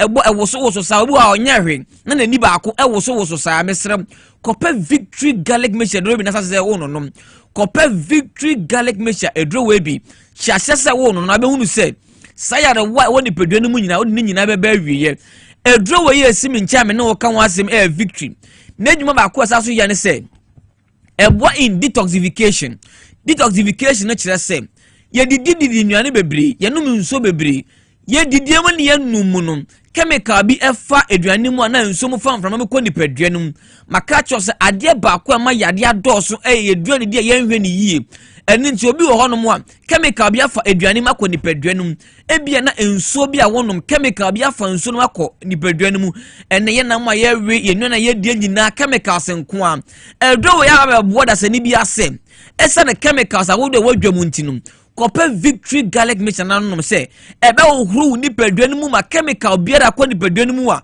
ɛbɛ kɔfa yade adɔ da nkwama no ɛbrɛ saa chemical no na ho ɔde nyinaa ase ɛne sɛ chemical bi na akɔ nipadua no mu a ɛde yade kɔ bɛbrɛ nipadua no a unum victory garlic mixture saa chemical na ho ɔde nyinaa ɛba fam a wɔntimi nya adwuma bɔne bia ɛntia nipadua no ɛne nti na ho hia sɛ ɛdrɔ wei no wobɛnum bia ɛbɛ ohuru nipadua no mu ɛbɛ yi chemicals bia ma nipadua no mu wonti ni mu ada wɔ na wanya apomodren ɛne nti obi wɔ sɛ ma no victory garlic mixture me de mente sɛ me yare ɛsan sɛ ɛkɔ nipadua no mu a chemical bia da sɛ afa nsuo mu o afa aduane mu akɔ nipadua no mu ɛbrɛ chemical na sɛ de bɛyɛ enya wusu tumi na nkɔfa yarewa bi ɛmɛt sɛ nipadua no so uyo obi a doctor a diagnose u kyerɛ sɛ wo ɛyɛ cholesterol me patcho wo cholesterol per victory garlic mixture cholesterol per victory garlic mixture no bi nanom na saa cholesterol na doctor a diagnose u sɛ wo no unum victory garlic mixture abi unu sɛ saa ɛdro no bɛ pepa yare ne nyina de afiri wo na yare ne nia bɛfa ne noma afiri pedue no ma wonya hoɔden a esipi na esita maka kyerɛ sɛ uyo oba utie me ufikyire kɔ no ɛba na enu nansa na atwa me patcho de aka eche ni nyinara yade me ankasa me nipa ba kwa me ne tena school da mu asuade ene o se bo se ba meta hwe wo na o ka victory garlic mixture me no me ma onyu mu gidie ma benya wo mu gidie di ma go to bi na manom last week Wednesday me phone se me botom a me nka asem nada o che me videos nyama efini pedeni ma ba bonten ya me nua ba uyo bia ofichie kon eba na enu nansa na atwa per victory garlic mixture do bi na no me san se nenu nansa me mfa mbo ho safo hene yade ene beba betra ne pedua no eso ene nti obi a o menses obi wa menses ne banso a na ye ne ya ono nko onya menses a echi se important woni na da obi a bete ne nkam wo onya menstrual pain menstrual disorder me patcho per victory garlic mixture do bi na no keke menstrual disorder menstrual pain ubu nsa eyawo adi achi ban anu odini menses no emeye mesi per victory garlic mixture do ni bi uyo obi a woni pedua mu ta hyehyew me ma me no mu ntie me wana ni pedua no mu hyehyew maka cho so nyankopon nyansabo akwa ebo ye ne ye nwahodene yenyini ko ye nim no enyoma ne bi ho no ma na hoodene eba fom eni nti na ho no ma unya enuane no bi ko ni pedua no mu a ebe mo ma ni pedua no enya hoodene esiesie ni pedua no eno na ye victory garlic mixture enu nti ma me papa wo hwem ema dro we bi empa ho da e wo fie bo ho modene se o ma edro we bi esi wo nchen se ye dro bi a eya agenkwa ege enkwa enu nti nya dro we bi si fie a ebe boa ema moja timi adefusa ne ye wo diabetes wo pressure mesrew won nunu no bebre sa no ma na wo no mesrew wo de won saka sa dro we bi a say your BPO, say your sugar level the cost room say per victory garlic mixture draw we bi nanom ebe boa ma pressure aba form wo diabetes na da bia na ekosoro na aba na ekọ na ne wudi agro ekọ na aba na ekọ na aba no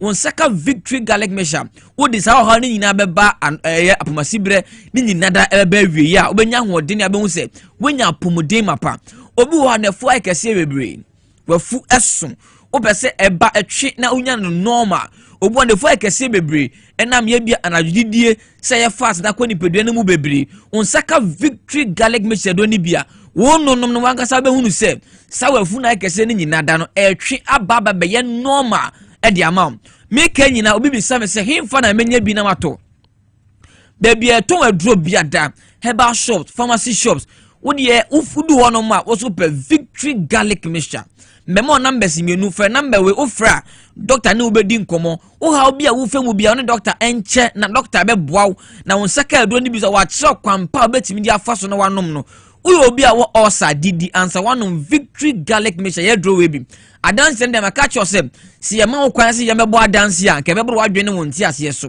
ye de ye se so na hwe na wankasa be hunu se eye ye wo adro ne ye wo adro ye de ewo eka ho no chemical no additives enu nti wo fresh 0242 54 56 33 0242 54 56 33 anase 020 129 3280 your numbers I did you my ya so ye mienu mbacho Tinated Herbal Center shop bia udu hono ma benye bi na won so watom Kolinak ewa Santimantem Habe Pharmacy ewa Santimantem Misty Herbal enso ewa Santimantem Tinated Herbal Center shop bia wa Ghana hodu benye bi Kings Work Herbal baby etoma do bia pharmacy shop Lances Chemical Shop chese baby abedru bia da obo Victory Garlic Mixture do na benye bi na wanom afa me nuanom a na me ma me no mu a mu ye atenase adwuma wo ye driver no wo ye atenase adwuma wo obi a wo ye gya ho adwuma anase ebi a wo ye ewiaso adwuma mo market a wo do mu no ema do we bi empa ho da num Victory Garlic Mixture e wana wunti mu atwetwom e wa ase wonanti ase atwetwom mesrew wo dro nyina ye Victory Garlic Mixture e do beje wo ya trema obi bi wo no ma ono nto ba ko peno no kasa edi adanse kope dro we bi num keke na hunu se ye wadro ene wadru me dem aka cho se ye wo gide wa rehemu se obi bi ba num Victory Garlic Mixture no wono so ba be ka adanse die ekuo no no so edi adanse se wono Victory na pomodin ACP asita me bo modin se adro we menji wunwa achinie da esan se me metimi no watonchia enja me ka cho se metimi de mensedu ne menan aka ho abumasi me bo se obi bie no wanom Victory Garlic Mixture woni adanse da de how umoja na entime ndevu sani yi e won mana wunti mu twetwom e won na woni pedwam ehyehwom wafu na ekese o menses na mba yi e wono mu na twesisi obi wo hono nso me ne ka say numbness ha no ne anxiety e wana wona ase atatai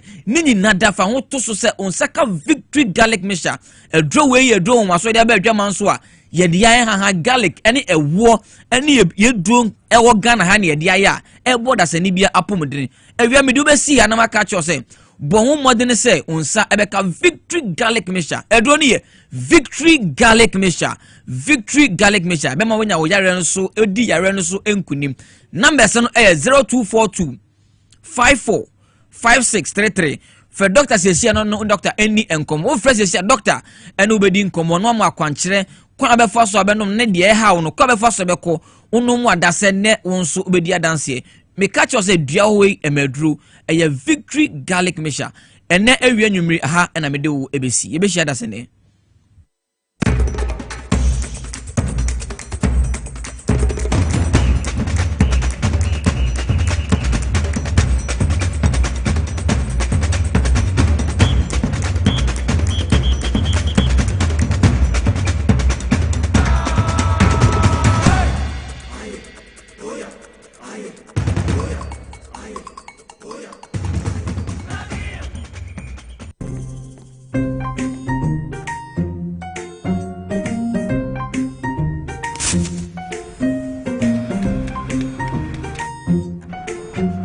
Mido, Gana Biana.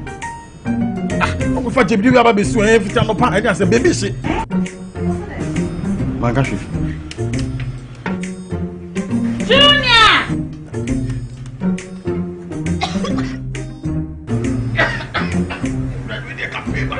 I'm saying so enough for me, dear. No. Sister Coast Pa. It's a winning gas. I'm using the why. My why.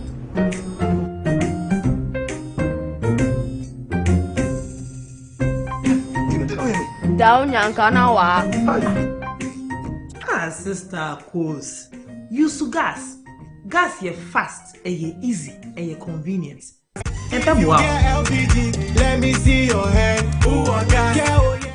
Hi. Now let me tell you about Safari Valley Eco Resort, the first of its kind in West Africa.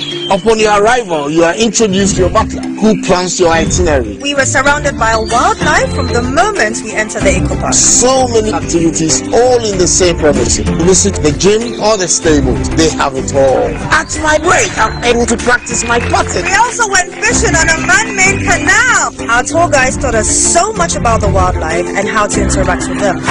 They used only electric vehicles here. This creates a serene environment. I'm told it's over 1,000 acres. My cabin here sits on 2 acres with a large terrace space overlooking my private swimming pool. Now this is royalty. They have their own farms, thousands of fruit trees. I can also have my lunch here at the waterfall. Quite a beautiful place you have here. Visit Safari Valley Eco Resort in Ghana, bringing you closer to nature.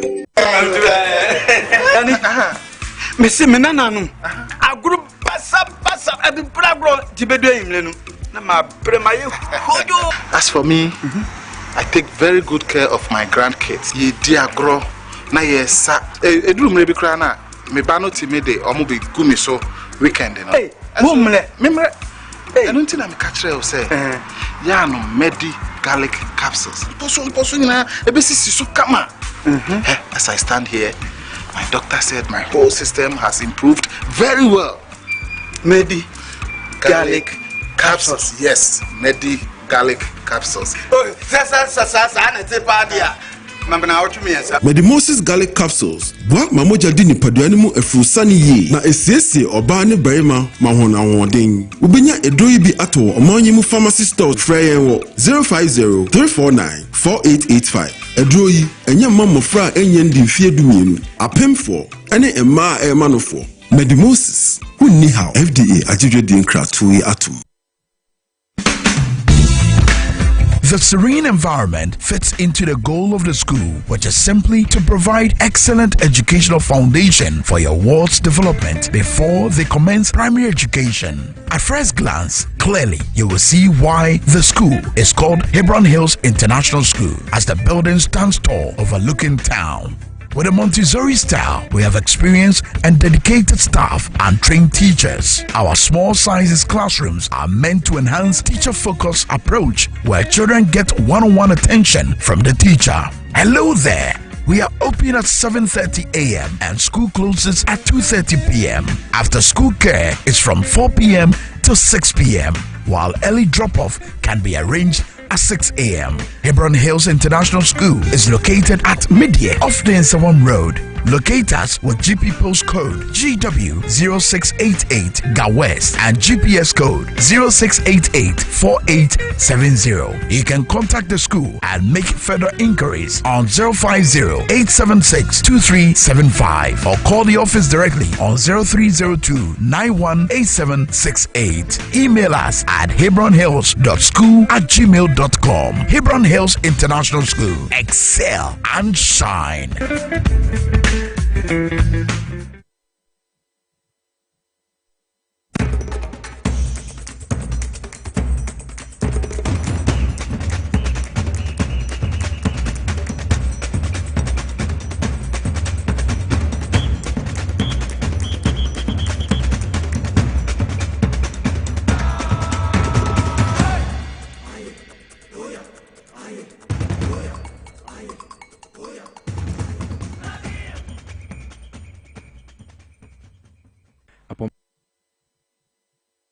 Mede ya de a ho behia se always bia no obehwe ne ye na se wapomede ne ntumi enyina na so ya na ede oha kese ene bre ne padua no eno nti na ho behia se bre ne bra no bia no obehwe wapomede ye na ene ye ba betufo afa ye na pomede ba ko a etete amanfo pa na yasan so ama ho solution a ebetumi aboa mo anya ahoden kese ene Haxa capsules ne mesha esa yare osa ere bia na wo osa no mredodo a edi ifidodo bia edi no aduro ba akopɛ na ohia eno ne betumi agyew ene Haxa capsules ne mesha enti ye na e TV so na ehu senia esitie ede se mesenia medical ahya ase akano no de so koto aduro na so to set ne se because e bia na obi wo na first time afi na wo hwe na otie a okoto set no nti TV so fon de hu se eye 2 bottle no nso de no boto mienu na the capsules baako aka ho na fe one nom anopa awia ne anwumre to banu 222 na etumi aboa mo nya pomode no na ansa na mesha ase akokasa no so no ama yenyina yenya mu ntiase na ma chechire mu ye osa no yentie audio a obi wona wo sha ase se wonnom haxa capsules no mesha no adansidie se me ba last time me share ho bo se me bi adansidie ahodo bebre mo hu se haxa mesha ene the capsules no edi dwuma so no enti ho be hia so so benum bi se ne osa no esi akodu bia no so benya pomede enti yentie audio so na efrimu eba na adansidie ahodo a eba no from prosper you be a tete me papa ako hospital drug me bia no ekufuma na asan so ade aba ena me hu haxa mixture ene ne capsules ena mko kutubi se mkutubi na 3 days anu pa day na menu medu na medidade chin pepepe ena pains a meti omi funu na na ejai in fact 3 days na minti bibia nti CCI make say problem also say den me hu be fine edro de eye papa edro ne ye djuma nkasa edro no eye djuma nkasa eye djuma say magic ati say utie prosper de na bra onu ma do no wie no hwa dansidi a wodi wo ho se aduro no agye no no po edi adanse se aduro no eye papa enti won so kwajo haxa capsules and mesha no na no bi yentie ofoforo nso so edi are on so kai Pasha frame Priscilla mute komase tafupa nkrono na miyem ayame yapa mintimin nantimintimint nememu ekama chika say me botchme tine etie menuani bebre ntime papa watakrade ona etie drone nkano de omo namba maame na me frɛ omo na me bechi bi ewo komase branch Thursday amenu madrone bi me yem started say woman nisanya manyama within a few minutes na ya ona na metino me mwana mintimint nini na yo okay ma mitimenante metimiti memo menu madrone to so for be bosomeno enne mitimidi meko metimidi bibia nyima yetu ya mini na sisi ya mitimidi ahwe enyeme me yem no yawo menti biomechika say adie benyo ekọ ti ejone de papa ejone de aboa me enti se utie nua ba ne de na enti symptoms no bobo so no na chika se ye ne ya na ne bofuno no odidia na sania ne condition sitia na ne yafuno no de wa na esiye no bra but onom haxa capsules and mesha no aduru na boa no ama odi adanse enti so be di adanse ne bi wate aduru betumi ajo ne haxa capsules and mesha enti yensan enti afoforo de enso so ebio yo adofunu mu edanyamia sise de haxa mixture abawi asiama yen enya Ghana nko a abawi asiama yen because yen mu a na ye yare osa adidi mu ache na ya nunu ndura numa one time bi na mehwe TV a capture smart no odi ho dance pa nso da bi amenko try na maame be ko try ba ko try ni ya wie na ye osa na adidi mu ache na minim se minyi da so mo and then yame nam haxa mixture so ama meso no ho atome sire obia se obia owo how to say me ache obia betuma kotobi ma okota ono so be dia dance ye haxa ampa eye osa atamfo ampa awi sire mu nyina baba enti se utie adansidi ahodo aba edoso bebre na mre ni si ntimi mmo dodo na yebo we akere wo se aduro no afoforo di adanse na ani gise mewo mu se haxa capsules ne mesha no sisia me no kasa Ghana ha and the best osa product your system sisia last year by be kan award no ho asem de kire se yekoji award no nkofo adansidi ahodo si ya na edigina so a ye di award no maye enti wodi no sane medical aka no so wodi ni mfie dodo bi e de no osa no e de bia na obi wo ho ma ne de ne esophageal ulcer akwa hospital ma ya ka che se wo no ne de no emmowa no ana se enam setting because de bia me ba me kire mu kire so ulcer na ye won niam ahodo a e de ba na mekɔ nneɛma ahodoɔ de ba no so ne mmom mekeka types no nti ebia wode no esophageal ulcer baabi a wɔmena aduane ɛfa kɔtɔ yɛfunu no mu ebia na wode no gastric ulcer anaa ebia na nso so wode no ɛyɛ peptic ulcer anaasɛ duodenal ulcer aduro baako pɛ ɛna mekamfo de ama haxa mixture and ne capsules no ɛna ebetumi agyewa ma wanya apɔmuden no na ulcer no kwan a ɛfa so de ba no de bia me ba me kyerɛ mu ɛma wonya mu ntiase sɛ ɛwɔ nneɛma mmienu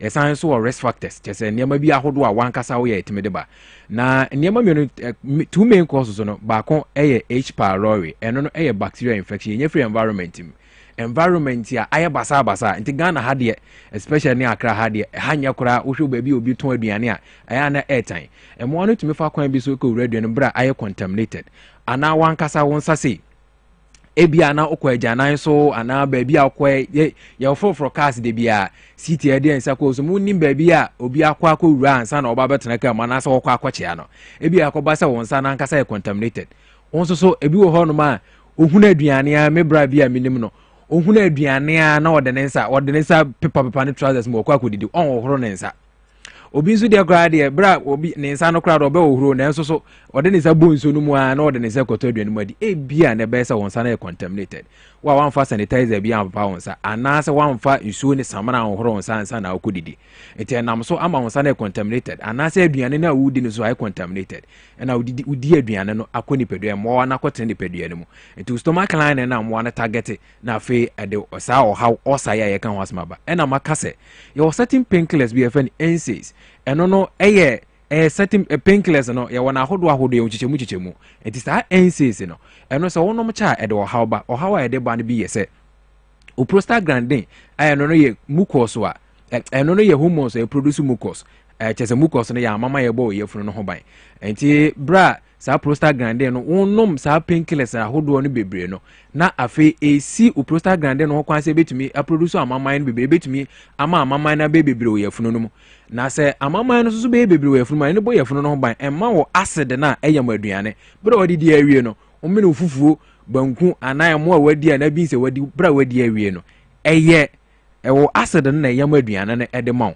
enti sɛ acid no so bebre yɛ funu no mu a ɛyɛ na ɛha adwene especially stomach line no ɛyɛ na ɛha adwene enti ɛyɛ mucus na ɛkyerɛ sɛ wa mama ne na ɛbɔ yɛ funu no ho ban sɛ ɛmbɛma acid no bebre na mu sɛ bra wonom saa painkillers no ɛma wo mucus na ɛkyerɛ sɛ mama no ɛmbɛyɛ bebre wɔ yɛ funu no mu ɛmmɔ ho ban nti abasa na acid no abe bebre ɛwɔ yɛ funu mu afei ɛde kuru aba ya anka sɛ enim sɛ ne acid na ho ɔden sitie ebi mpo sɛ obi ehwe acid agu ho no enim sɛ ne sitie ɛde sɛ acid no bebre wɔ yɛ funu mu a ayɛ ana ɛde ekuru na ɛba ekuru no so a na ɛka akosi sɛ ulcer no ɛno nti na aduru yi ɛwɔ hɔ ma haxa capsules and mixture ɛwɔ hɔ ma sɛ obɛgye aduru bi ano na me ka akɔ akosi no ɛyɛ na obi wɔ hɔ no ma start sɛ wɔn no aduru na ɛyɛ na ne yɛ funu mu no yawo no kra no ebi ɔte kyɛn first no kra mpakyɛ ma ne ha ɛkyerɛ sɛ aduru na start yɛ adwuma akɔka because ulcer yɛ ka ho asɛm ni ɛyɛ kuro wote ulcer yɛ kuro baabi ɛbɛtɔ no na yɛto din nti na ɛwɔ stomach ulcer no duodenal ulcer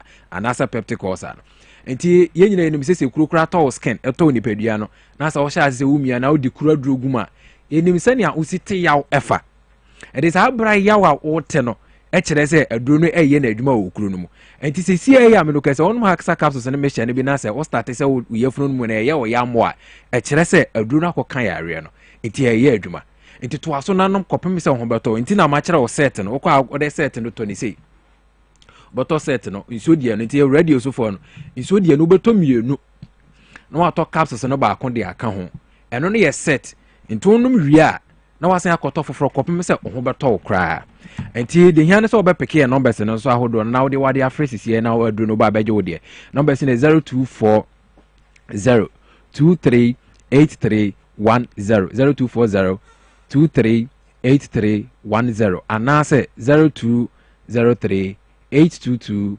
855 0203 822 855 your numbers no fra baby a obi anso ye delivery ko baby a Ghana ha obi ano nti kuma so fobako de ne heba takrade fobako mensa sa anso na Accra ha fo no omomo Medina bako Randy Pharmacy afen so Kenso Heba Okeshi Drug na Repash Heba Okeshi Drug Little George ewo community 5 tema okọ hɔ no ma aduru bu a obenya bi atɔ wo de frɛ numbers amadi kan aboboi open dodo nso ato so be ne sa nti wo yafunu mu yɛ kapu mframa agina wo yam obofno udidi a na aduane gyina wo afa wo yafunu no mankasa eye wo ya wachi bremo no eye wo ya wadura wo hia na yaksa capsules no mesha no na spellings na bia na obi wo ready no so spellings no nhyada enya ne ye nti ma spell ya duro no emfa ma we twetwere to ho na eye na okwa wo de akere pharmacist na so okwa herbal shop bia obenya adure bi na wo de akere wo ne ya mo dobe nti spellings ne ye HAC hyphen what the hyphen betuma now they are betuma dash okay dash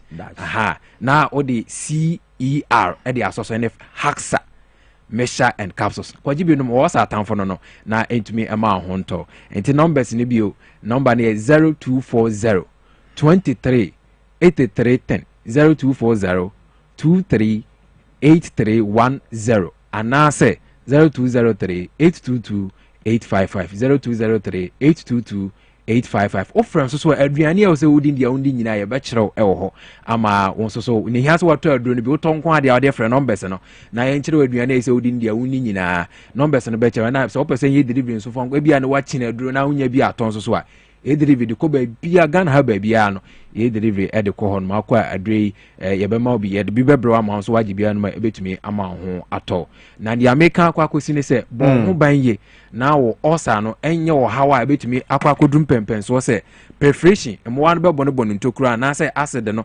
ebe ma adi ntokura abetoto wo nso no mu na asa na ya ye surgery ama watumi alivi surgery so kura na yenyina enim se wo ko ye surgery e 50-50 se ebetumi asurvive yam pese wo de no kwa koduru ho nti na ho behia se wo beje wo Haxa capsules no mesha no na wanom atumi ama ho ato nyame yadma da se ne ye besan ahia bi na ye no wabedi apomuden ho nkomo. Very well, Doctor, but that's it for your time. Live on TVS was it, and also on Power 97.9 FM. Capacity Man at Tankuliga Biga Mugabi Masi. Sabi, Yakova Wafo Kato, Yaba, Yako Haxa for Omo Asuye. Abrante friend is Avanche Innocent, what na say, so and Liso and Akusipo Conso at Nasi. If we sabi copy say, you see Bebo. Suspended Chief Justice, ya your friend is a year to Kunu. Or the Ghana Kupimu ewo ECOWAS court ewo Abuja Nigeria mem. What they say Ghana yetua $10 million ena emfa emano na je say ne ewo ho eno no na wo kwota kura wunya kwota ECOWAS court asem na monko kan wa Abuja ho Ghana for so be kan ye de ewo ha hey jo mama yo wa abutre o yo mama wa abutre your mama dear Yamisha no abutre papa. Well, Avan Atnasi, listen so Atnasi. Yavas like I say PSC Fama and Abua for Power Specialist about Hospital as Diamondia, Victory Gallic, Miss Adam Survey and General Construction Live Kit Capsules, Sansuna Safari Valley Eco Resort, Medimosis Clinic and Eba Center. S Natural Mineral Water, Ebron Hills International School. Jumokui dudu ya da uruma na techira. Yedi jumedie ebreo ene. Amema biya fo nyina akwa aba. Na fe yen hyase na yen fa jumedie no enhyehye so ene eye. July kuta wonsabo so mene de toso edu ewo mfimpimi no ene edu no enum. Listen, mo akwa aba. Na bibia bako de see who atiasi na sebi na basa Kasiemu ayedru wo yen so ide anyhow sanse wo yini doba ba ko ama na bedi yanim se o mampani na ogusu susu etoto ma yen hihye ya ebeboa ma omanfo enya sebi ahunka na for the past few days I said there be a launch bibi and it's becoming almost kese umbowe now no better na asa ne ka 24-hour economy and no free ho 24-hour economy buy e de impuntio bebre yaba enti so wo hwe so far enioma hodo a odi agu akwan mu to say we launch free your friend is saying policy ogusu a wo say you launching and so we be kakra be 1 week one launch and now 1 day one launch so maybe a twemu na why commissioner general every blessed day you wake up to a commission of a project, and I think, say, this is what Ghanaians have looked for in expectation for a very long while. So far, no, the Ebetimiaka, the studio, and say, Abino is on course, especially looking at how what to turn in from the one listen or Baba. Electoral Commission for your press conference is here. Okay. To Adauruma, Yemuraho, said by Babuay and Commercial and Ablecumanov, any Ayatokunu Assembly. Okay. Timuraho production team of Amico. And the task force invited the commission for a meeting on Tuesday, 13th May 2025, and indicated that they had been informed about a pending case with respect to the Ablecumanov constituency parliamentary results at the Supreme Court, and further indicated that in view of the legal process at the Supreme Court, they were unable to provide security to enable the commission complete the collation, since it will amount to contempt of court.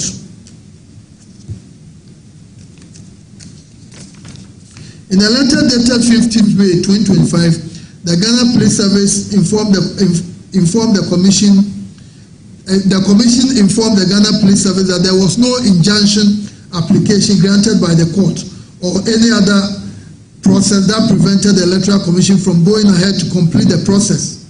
So the commission wrote to them that there was no case that will prevent the commission from going ahead with the process. The commission further requested for protection to enable it carry out its work. Furthermore, in the letter, the commission requested a meeting the following day, that is Friday, the 16th of May 2025, for the purpose of agreeing on a date for the completion of the collation.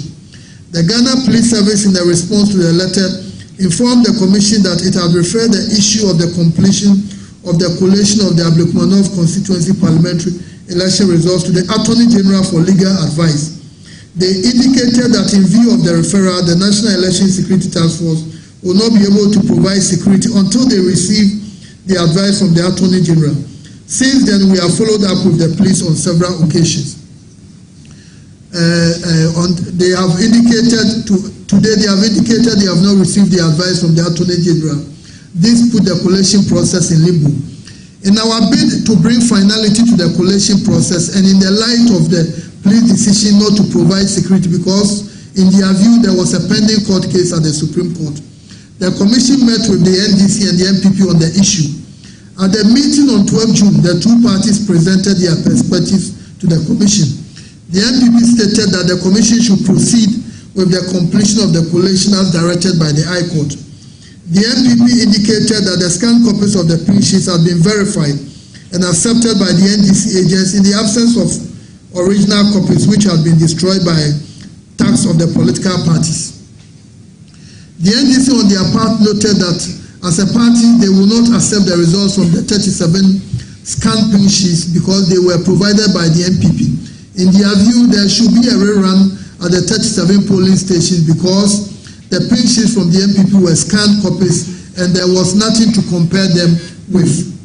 Again, on Tuesday, 1st July 2025, the Commission met the representatives of the MPP and the NDC to discuss the completion of the collation. The parties informed the Commission that their positions put forward in the meeting on 12 June remained unchanged. It is important for the public to understand that the issue in contention has to do with the fact that the 37 print sheets provided by the MPP and used to collate the results were scanned copies. After extensive deliberations, the Commission came to the conclusion that it will rerun the election in 19 out of the 37 polling stations. The Commission arrived at the decision to rerun the election in the 19 polling stations because the 19 scanned polling station results used for the collation, though approved by agents of both political parties, were not verified by the presiding officers responsible for those polling stations. The Commission was able to secure the confirmation of 18 presiding officers of their scanned print sheets. The Commission was of the view that once its officers were legally charged to conduct the elections at the polling stations and they have also confirmed the scanned results, there was no need to rerun the elections in those polling stations. As you have noted from the presentation so far, The Commission's engagement with the MPP and the NDC was to build consensus on the completion of the parliamentary election in the Ablekuma North constituency due to the stalemate. It is obvious from the above narration that the Commission's efforts have yielded no results. It is also important to note that the collation process in the Ablekuma North parliamentary election has been transparent, participatory, and accountable. The agents of the political parties have been present throughout the collation, as was the media. The media have provided coverage of the entire process on each day that the collation took place. The evidence of the transparent and open process is on record. The Commission's attention has been drawn to an unfounded accusation that it has been influenced by certain individuals to pursue the rerun. We state categorically that Ghana's electoral management body is an independent body and will not be dictated to by any person or institution. Our track record speaks for itself. The Ghana Police Service and the National Election Security Task Force have assured the Commission of their readiness to ensure security before, during, and after the rerun. We count on them to guarantee that lives and property are protected and that voters and our staff who work in a safe and conducive environment tomorrow. The aftermath of the 7th December election, the processes to complete the collation in 12 constituencies have created fear, not only in our staff, but voters in general. We trust that the police and the National Election Security Task Force will provide the needed security before, during, and after the process so we can vote and work in peace. On our part, as the electoral management body, we are desirous of bringing the election in the Ablekuma North constituency to a conclusion and to ensure that the constituents have a representative in parliament. We have thus provided a path to complete the collation process so as to ensure that the residents of Ablekuma North have a representative in parliament. We assure the public and the political parties that, as always, we will live by our motto and ensure that the rerun is fair, transparent, and credible. We wish the two contestants the best of luck at the polls tomorrow, Friday, the 11th of January. Thank you for your attention.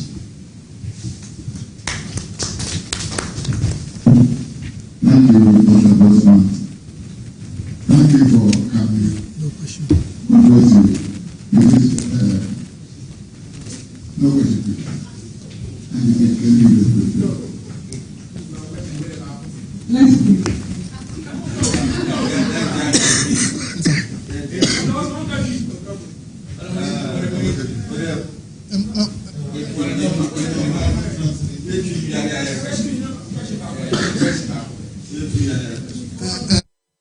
Very well. Nti yako Electoral Commission office na bossman say 11th January.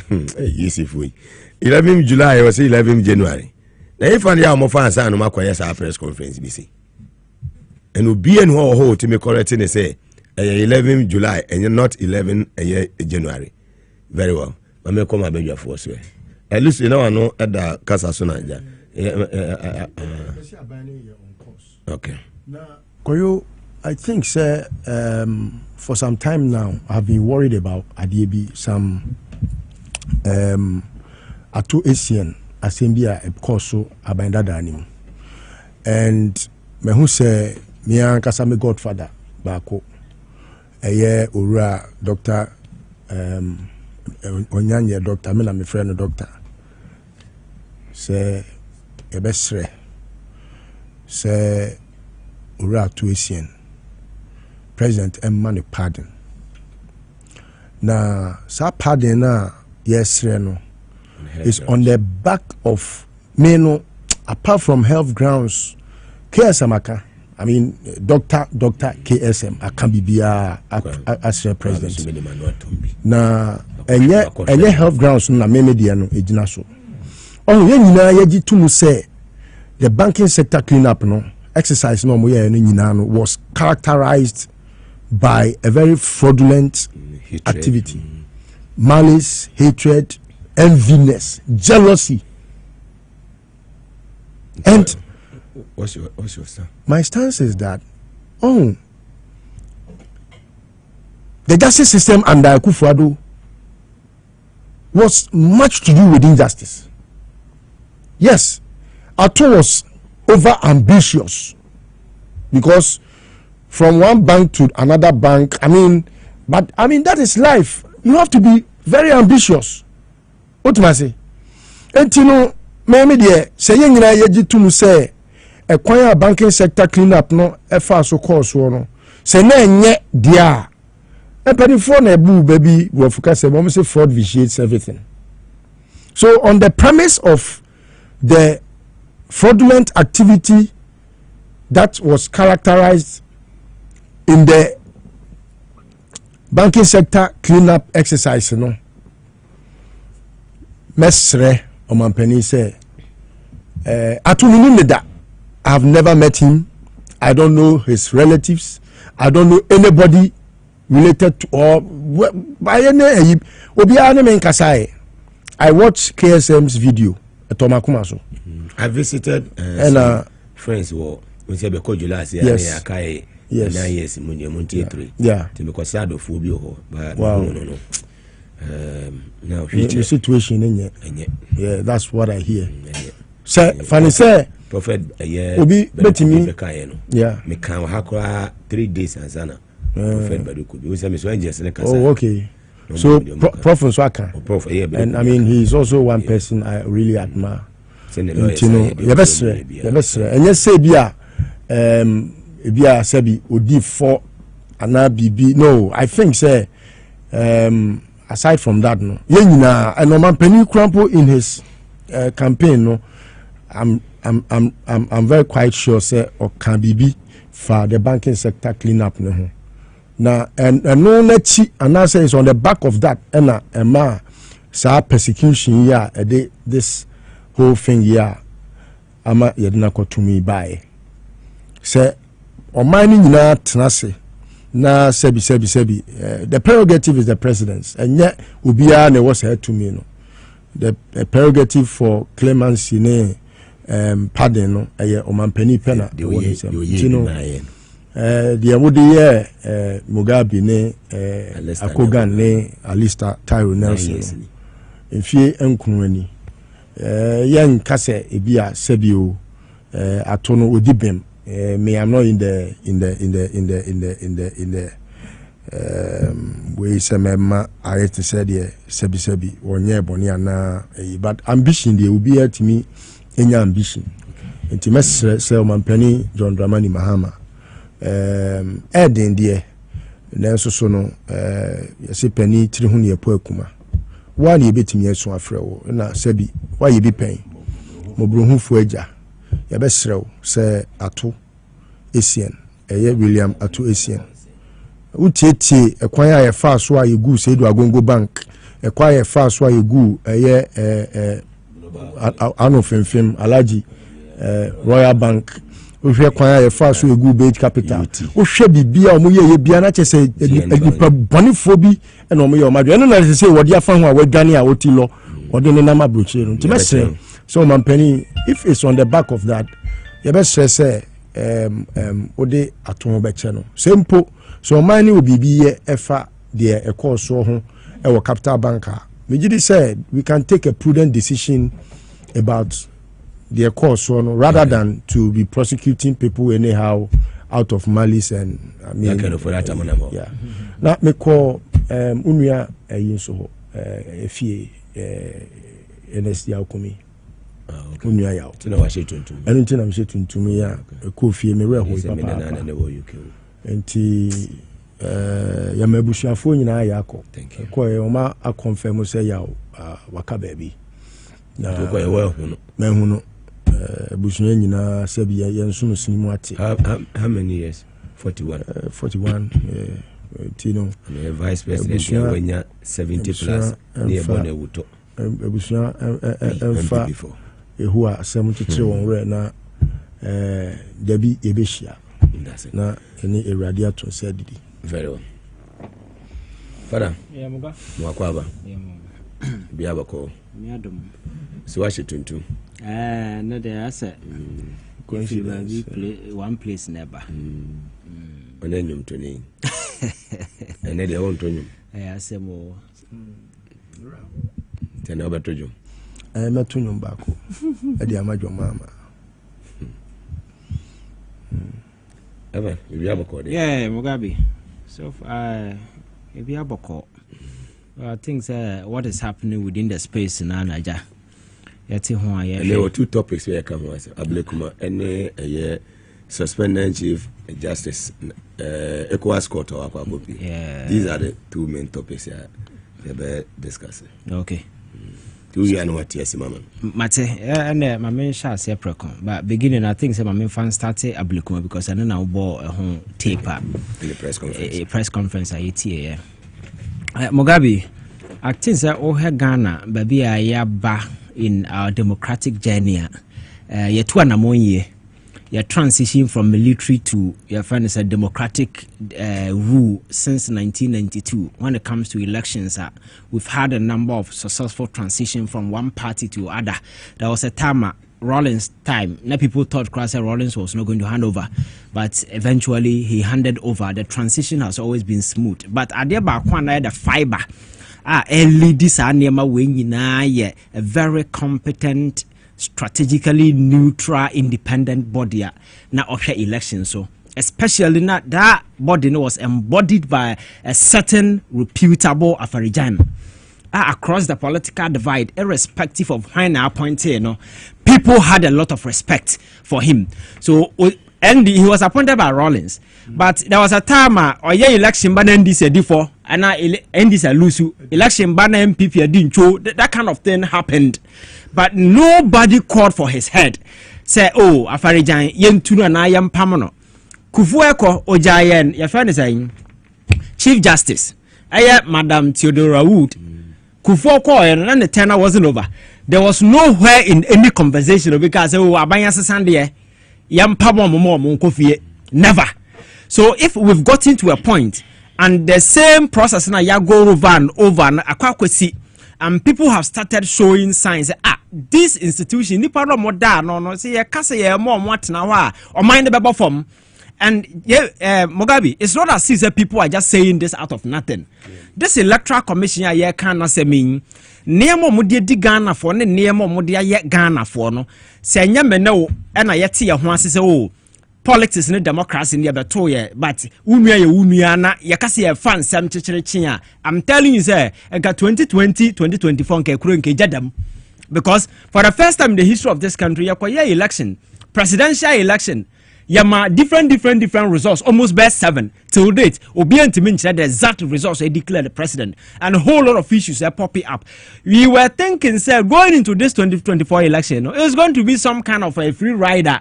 At least and they were novice then. Now they've gathered some experience in a certain momentum to make a free and fair election. So now this time around the crowd is going to be worse. You've seen these people flouting electoral rules with impunity. You go constituency elections. Then we move the ballot box, everything to Accra, the soldier for the police for now you go against the earlier declaration, which is unconstitutional and against the law. But these people were doing these things. Nemo muye nyina back and forth and yaba bedru Ablekuma North and naba bone of contention. Akwaya original TV so or your press conference here. Echo parliament ko 2 na num 2 under oath. Echo swear ko catch them and some no baka no no kre no baka na ukwa Ablekuma North omo wie bibia aka 3 polling stations and ombeke kan bom na omo declare. And a parliament na you'll be expected that the electoral commission will follow suit.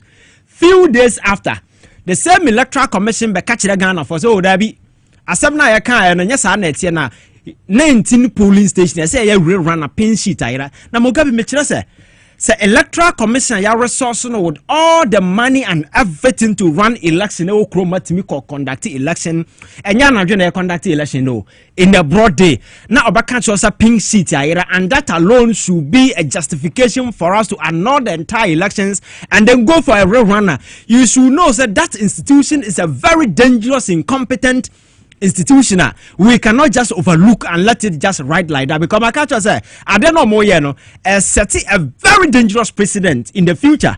We can go into a presidential election where Kumase, you know, say the stakes are very high. You ever talk about the whole of Ashanti regional pink sheet naira. We cannot rely on the political parties at but the whole Ashanti region when that thing can affect Obi fortune in the presidential election.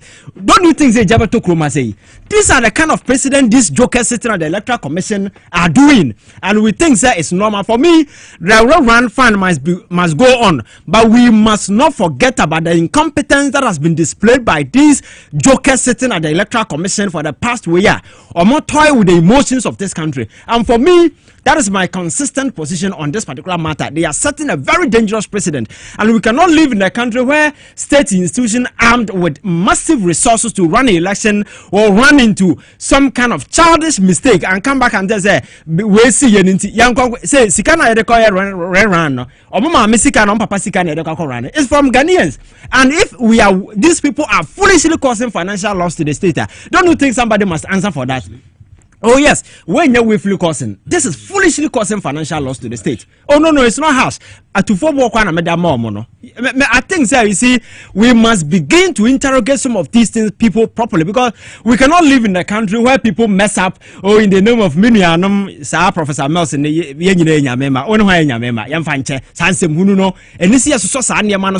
people must take ultimate responsibility. Now no, me catch Donald Trump komukwa kokununo. Secret Service Director no anywhere close to baby assembly see no, but I don't so on the Jumoko na ntinanka ku Trump no ya force ma mana tender in the resignation Kimberly or resign coffee. That is how people take ultimate responsibility. As my boss my say TV so ye esenka ode ade krakata nanim, because it's shameful. It's very, very shameful. Or can't as if say nothing has happened. You understand? 11 January and then back to the MPP. You see, and our position has always been consistent about the Electoral Commission, how incompetent and how dangerous and how biased they are. These people took 8 years and defended the Electoral Commission. The MPP became the Attorney General defending the EC. And Neaman flipping your Electoral Commission DVD. You see that today they are telling us they support a court to remove the EC. That tells you how dishonest these people are. Now you see, party no tell them Mr. Kachiro no nema there the Blekuma elections say MPP na the BIA they need to organize because they don't have leadership. That is clear. And yet general secretary near press conference. Eba Kachiro Ghana for some boycotting elections, and candidates na or contest is out there campaigning. The national organizer is on the ground. So I know the day where is leadership among these people, and can any serious mind take this joke serious in anything? Because a party will organize a press conference to come out with a statement. That statement must reflect the collective will of every key stakeholder in this whole electoral process. But you do the press conference the following day, then they shift gear. Everybody is talking differently. It clearly is that the party ain't ready for election. And for me, so who are Blekumanova and baby and name doing. There is a ruling party and there is a government in space. Oh here, so who MP? Ubo twa ba mo bi on kwakwaji ade abra bebo a. Maybe before now as HS card. Oh, so Dr. Mahmoud Bawumia provides a queer free year with 410,000 Ghana to support Ablekuma North Rerun. Na party of Brana Champo has also supported a queer free year with 200,000 Ghana and additional $6,500 US for coordinators. Yes, the contest no more. You'll be a president into almost catch powers, and that is exactly what is happening. But for me, I think that what Ablekuma, you look at the atmosphere or how the economic situation as a former. At least if you have a representative in parliament here, or a part of government, because a party that is in opposition, I feel I will offer candidate from opposition. And now about they are buying for how many 4 years? It's quite obvious. So what buying any your friends say to me is very difficult when it comes to development. So I think that the people out there, and they will look at some of these things now. But me say we must not forget what the Electoral Commission has done, because me catch us here tonight. Kruma say and no deny for 4 good years without a representation. Sadia is on an electoral commission, and today Niamahuru no Moya in 2020 elections and Ghana where Jetomno they have repeated same even worse under 2024. We cannot just close our eyes and say, oh, Ablekuma de Yakakotwa, they have ordered a rerun, made this rerun come or no. I'm against this particular rerun because I think that it is setting a very dangerous precedent. It will come back to bite us. I think that collectively, no, so everywhere we must all be on top of the electoral commission and make sure say every single petition that has been submitted to the president, he will follow through and get these jokers out, because for me I think that they are continuing sitting there and endanger the prospect of our democracy. One bit a trend way back in 2016 2020 2024 one of you say I think that seat a safe zone for Ubia. Seat in a seat as a warrior, it has been alternating because the NDC has been in power before, the MPP has been in power before, and this has been in power before. But this time round, no, I think that the dynamics are quite different because over here 2024 elections now, not Sheila battles now, or your MP but over the close gap. Now there in the numbers no more can clearly give you indication say a very close contest, but now the atmosphere and the dynamics at play no are quite different from before 2024 because now there has been a change of government. There is a new government in place and people there no might definitely want to align with the ruling party. Say omo candidate no kwa omo kwanya bibidi abafie because politics is about development. And I'm sure that the Ablekuma people are going to take your friend saying cue from some of these things, making sure say they will endorse the woman Obin and Rabna Obin Abanako, because Onana is so easy to influence development. No me Edi Bibiaba ama atimia affected the life of the people there because there be a politics and say me party ni na me koto aba ma ne keke uto aba ma obi a obetime influence policies not the mpuntuo ne niam abrawo na sabe ya nipa abra bo besesa. That is all that politics is about. But now, by now, you don't know when they are coming back. And now, MP ababesi your friend saying, "Oh, parliamentary ticket." No, the day bro. It means that one kasa your man boy for development. So I think that the people will vote and vote wisely and show that mandate will be given to whoever. Maybe point in say. Men say some are not that the electoral commission are a bunch of jokers. Say we pa me no say about but now be calling for their head because the sins of the electoral commission they've crossed their Rubicon and we cannot allow them to continue sitting there playing electoral commission. No. So all that they are doing is as a playing nice because government has changed just to secure their position. These are dangerous people, very criminal individuals. We cannot just let them there because these are a criminal bunch of individuals. We cannot allow them to sit there. Evidence shows now in the constituency, who could try a group of people from now Omonia representation and validate the constitution. Is it not a criminal act? Very well, madam. For your time. Live on TV as well as and also on Power 97.9 FM.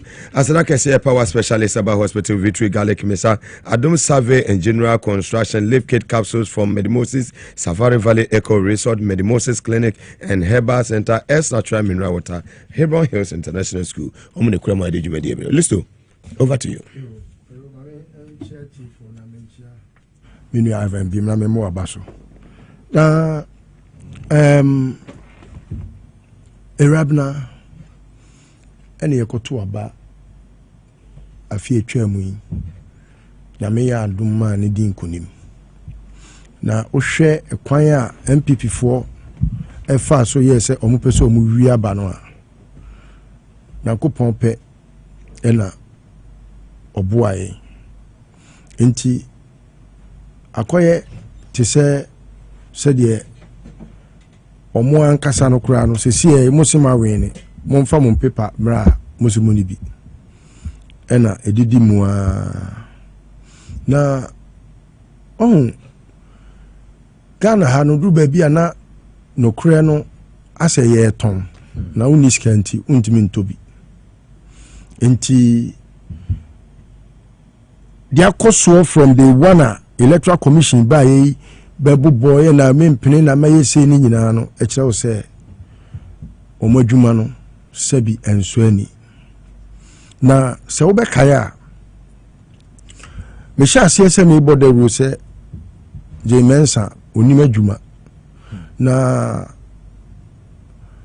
eni kwan se ye man ye electoral commissioner sabre no na amanfo fi sɛ me kura no ma no ha me emre bi boss masare nso ɛbɛka ne ho ɔno nso so na no koyi ne ka ma me ka sɛ yɛmfa saa adwene na ɛhyɛ boss masare tirim no ɛmfa nkonkoyɛ saa adwuma na ɔyɛ no because election ɛyade a etimi bɔ man sɛ yɛkɔto aba na paa sɛ menim sɛ madi nkunim machitafo nyinaa nim sɛ madi nkunim na electoral commission nipa mo power mo sɛ mo nkodi sɛ adwuma no ɔmo adwuma no ayɛ adwuma sini a deɛ bɛba ne sɛ ɛbɛwi aseɛ no mo na mo manage elections ni nyinaa no mo sinto ɛna ɛma yɛ bedru baabi a yɛdui and ɛyɛ me ya sɛ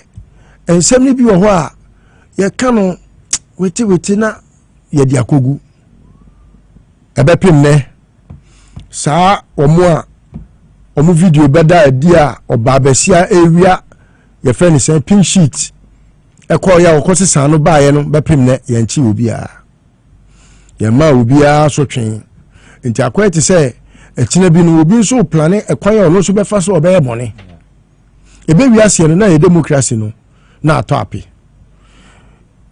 the last time me discuss democracy in Akufo-Addo's hands people were like asɛ me kura no me the time bi ɛna ɛtan Akufo-Addo na nso so nipa a woso yɛ lawyer ni ya yɛde ɔman ahyɛ wo nsa a ɛkwan a wofa so a wode bɛgye tumi bɛyɛ mampani no yɛde sɛbi democracy na yɛde ɛma wo bɛyɛ mampani no wokɔ no deɛ wogyaeɛ no sɛ nyɛ nyansani dwɔmaama ne baeɛ a na kɔma wo nkɛ bɔɔyɛ enti no medeɛ me no I will wait for a later date to discuss electoral commission properly but ɛkyina nyame yɛ adom a yɛkɔto aba ɛno ne hia me na Mugabe ɛyɛ ana mede nsɛm bi gu akwan mu ma yɛde kaka yɛn ho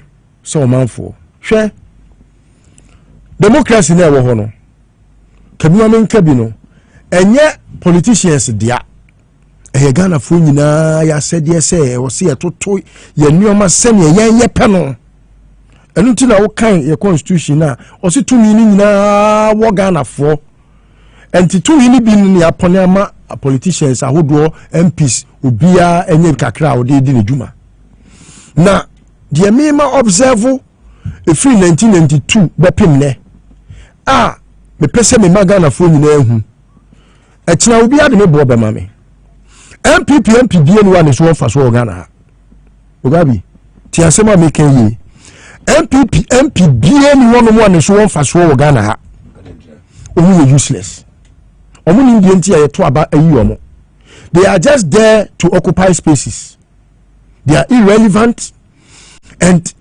very useless to the core ɔmo MP die no baako kura no wane so wɔfa so baako deɛ wo wadwene ɛyɛ wo sɛ ɔyɛ papa ɔnyɛ papa me say MP bie no wane so wɔfa so ma ɔman wei ɛna ana ne constituency ubodi ya make sure so useless nti opera kan no too because nipa what time na se bedwe ma che pa o MPP na se bedwe ni ayo se chairman sabunso wo so am ho ne wo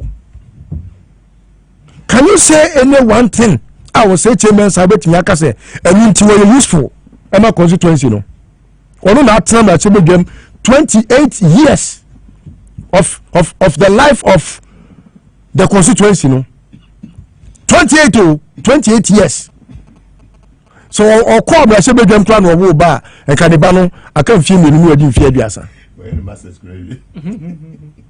now we have the life in Swami constituency and there be amede asantima na yam fato ho because I want to be free na so wo hwe menhia a eye krobia sabi na tenaye na soeye problem refers antikotoko mboni amamuso ne constituency o enya ni paketo constituency o enya fine ɛsɛ me constituency ɛyɛ obi a constituency nanso so no ɛyɛ krɔbea ɛna sɛ bi ɔyɛ Asantema wura the whole Asantema 47 constituencies ni nyinaa Mensia is the useless bibia no wɔ Mensia MPB ɛde akɔ hɔ from me wɔ Fadokofo so to Napoli a wabɔ ne hwini as yɛtena so agye aboyi useless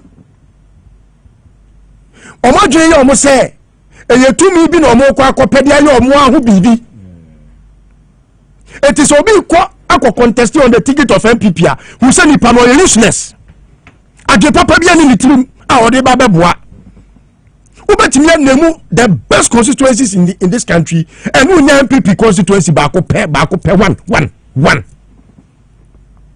baako pɛ sɛ baako sɛ yɛ sɛ MPP MP wei ne constituency wayɛ deɛ okudeto yɛ anaa wayɛ deɛ muntaka Asantema yɛ wɔ hɔ kakraka ne nyinaa constituency emu ɔfɛ paa ɛyɛ muntaka constituency wɔyɛ MPP ni anaa ɔyɛ NDC ni eti me ka kyerɛ sɛ MP bia yɛ useless America no korɛ ɛna akyerɛw because ɔmo kɔ a ɔsɛ wo de apɔnkye kora agbegyina hɔ a yɛbɛto ama no eti mpɔnkye ɛkora timi kɔgye atumi afei ne mate wase wotu ase eti no me ka si asɛm so sɛ hwɛ na wɔn akɔ waste wo vote sɛ me yɛ MPP ni na me kɔto aba ma MP because ɔbɛyɛ useless wɔn mmoa constituency no wɔn fa de papa bi ama wei ɔbɛyɛ a wɔ contest ɛyi constituency ɔne ɛkura fie yi wɔn amɔ ne ho mɔden ɛna wɔn kɔfa Kwame Nabates ba ebetu ne kɔɔyɛ ɛna wɔn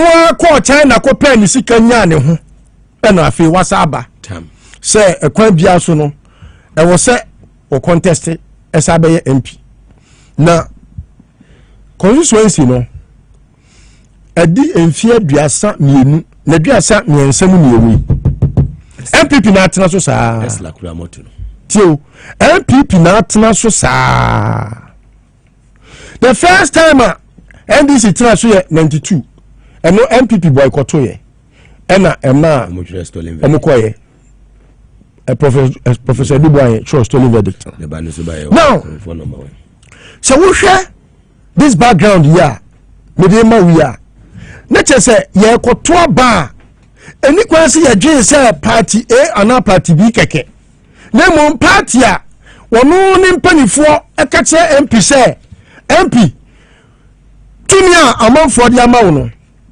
ɛhwɛ ne wantoto no ase abere biara no make sure sɛ wobɛma onan ayɛ ntiantia ɛwɔ constituency hɔ na wo ne ɔmadi nkita ho na wayɛ ɔmanfoɔ no a ɔmo so ma wo no ɔma sɛdeɛ ɛne ɔma hyɛdeɛ ɛde ama wɔ mo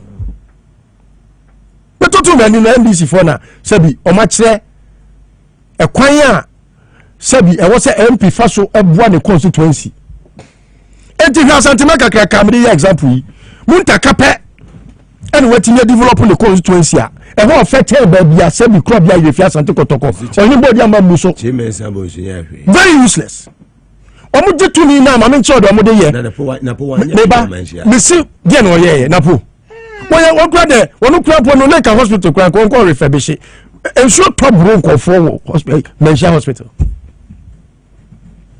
eti yɛyɛ primpuntuo Asantema nkɔ soɔ ɛne yɛ pre a me sɔre a me kum ntaka hɔ a me tia no ɛbɔ naba so useless na ɔno kura deɛ ne ɔnkɔ sɛ nkɔyɛ kyerɛ ɔnkɔ ayerɛ mu kura now me say regional sika ko wuntumi nko ha so chan they dey single budget okuma they are very useless and to me mo ji betena nkran ha eh I said o kan me ya me say me ka MP bia useless I me ka with emphasis say wo dey fa Asantema pay example say e won dey strong mood na tell me say indicate amon adanse and wo keti amon ye ka say wo keti amon fani kuraba ebra ofie kurama ne mehwe ofie so ma wo de ofie be ma no now the constituency kakraka we akoma no na dwen humie no o ka se utise kube no e de na wo ka kire no etin so ofe eti no eya ade bi a ewo MPP amanyokuo nim omo meboa hwe omo ho selfish interest ade a be ko ne botom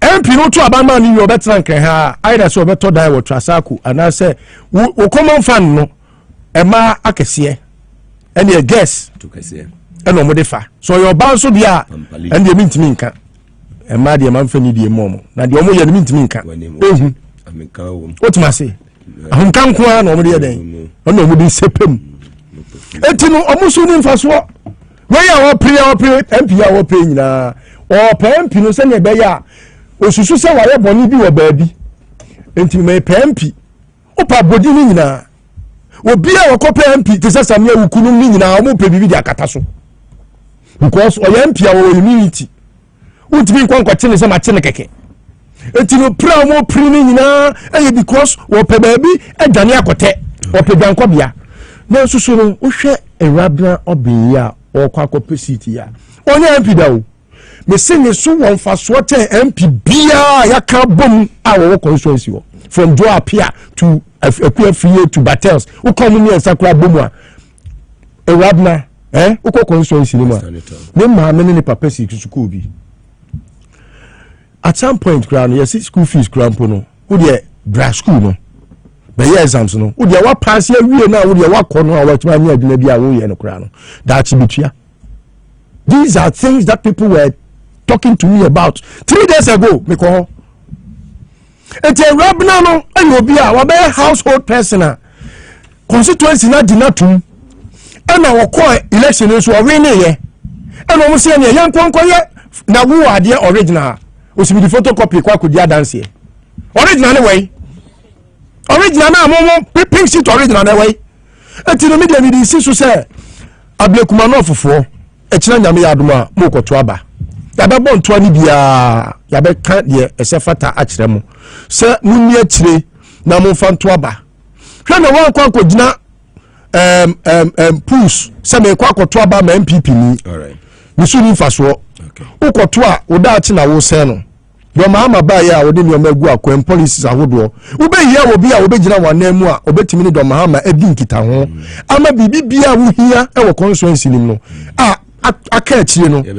nsa bɛtumi ayɛ dɛn aka enti to abama nipa a sɛbio ɛbɛma wo mpuntuo ɛbɛma wo nkɔsoɔ ɛbɛma wo yɛdie ɛbɛma wo asetena mu nkɔsoɔ ne mpuntuo to abama wɔ bi a sɛbio naso ɛne nano ɛbɛ pani a wobɛtumi atu panifo a na wobɛtumi aka biribi akyerɛ pani ama pani aboa wo ɛnkɔto abama akuafie hwɛ na ɔne nam a ɔyɛ a wodidi atam keka nsɛm hu sɛ Awurabena ɛnkɔ ne kurom wo akuafie di akuafie yɛ nkradi ɛyɛ nkradi ɛti ɛbɛsrɛ monto aba sɛbi nyansa mu monto aba ma nkɔsoɔ monto aba ma mpuntuo monto aba ma deɛ wayɛ bi pɛn yɛsɛ deɛ onim to ne yɛde ne gyina akyerɛ mpɔn so akuafie ma monto ma no ma monto ma Awurabena ɔben mohɛ n'anim kura mpa atum sɛ mpuntuo wɔ n'anim kama ɛs natural mineral water ka ho tɛkyerɛ ne yɛde dwumadie ɛbrɛ wɔ nsuo no ɛnie wopɛ bi a wokɔ mɛkɔm show bi mu a wogyaa no a yɛnkɔ nɛ second topic no so hɔ dɛ de ɛsi ana commander of the airways nim na yɛsim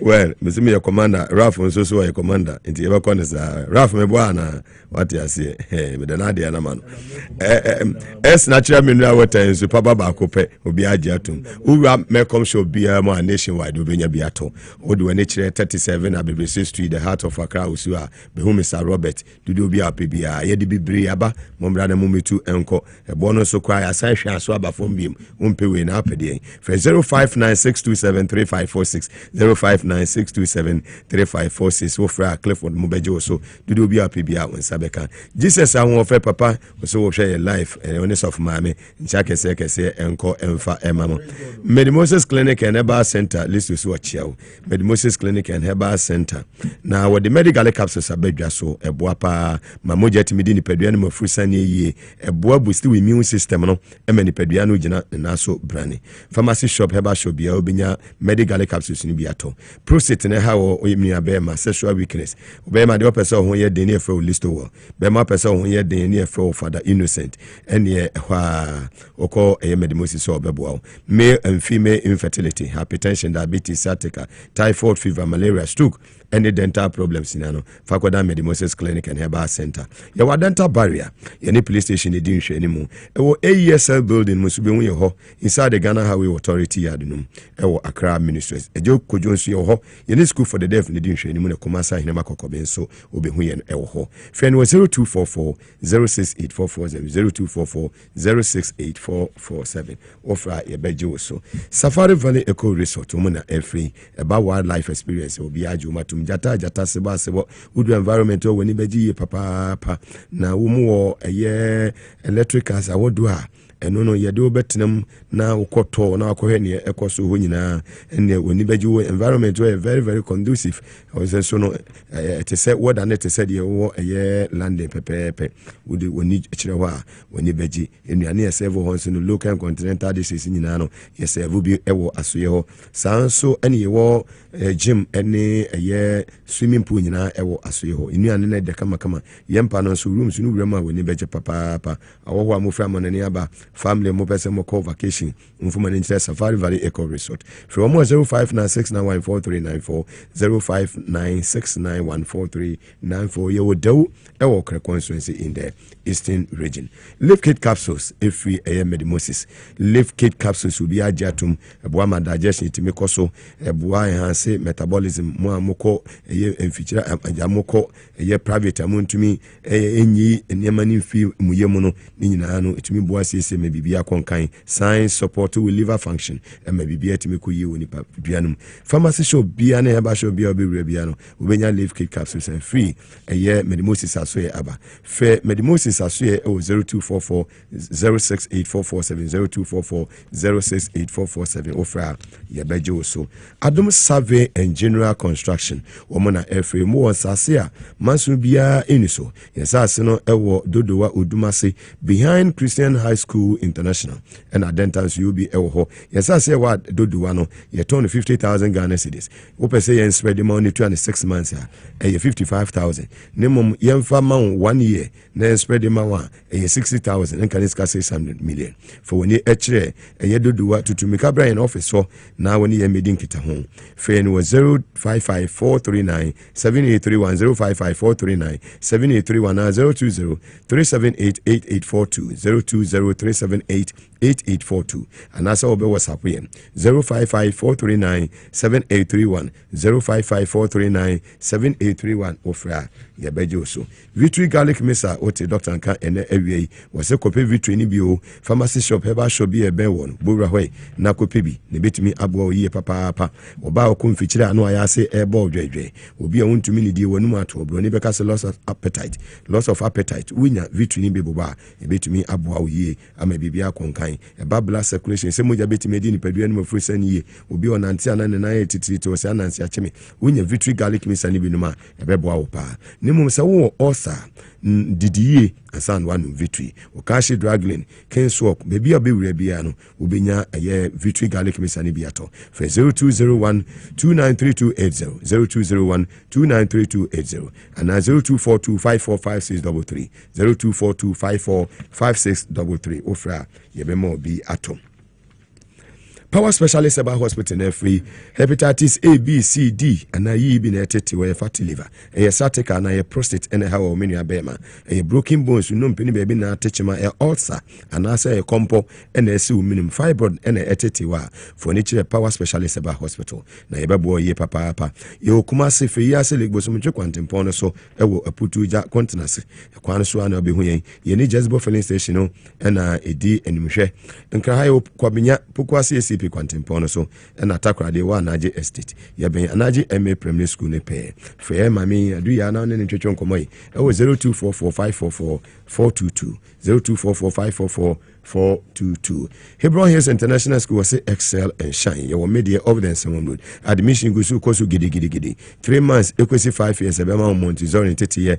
Samson lower and upper primary nyina admission goes to ekoso. Month of September new academic year no near start year admission ewo omo beko GHS ntutumiko na so kope kwan edemaba. Hebron Hills International School was excel and shine. Imoko nyina da ro madudu yi ene techira ye de dwumadi ebrewo. Minua eye eswa bedi akon ɛsɔ abɛdi akɔ kumase ɛsɔ abɛdi akɔ ne de bɛdi akɔ ɛsɔ family mo nyinaa cha kese nkoma ɛsɔ bɛdi akɔ ɛnɛ wodi wo birthday na yɛ wawoda happy birthday to you wɔ efi wa wonua panyin Mugabe masi wɔ ɛne de anu ate asesa na ɛkɔ no street wonua panyin mi sɛ ɛwi agagɔdo nso sɛ me fa bi nka ho akɔ Isaac ɛne ɛyɛ 1995 woni nyinaa sɛ ɔmama wo happy ɛyɛ birthday ti ɛsɔ Dominic Bediakon bebia will be a nsia kese happy birthday mu oduru capacity 1 enkoma ene enyume ye be 20 minutes na 15 ena e be so itino yenche 15 no 7 na me so me fa 1 minute wrap up na me ma list to 7 minutes to 7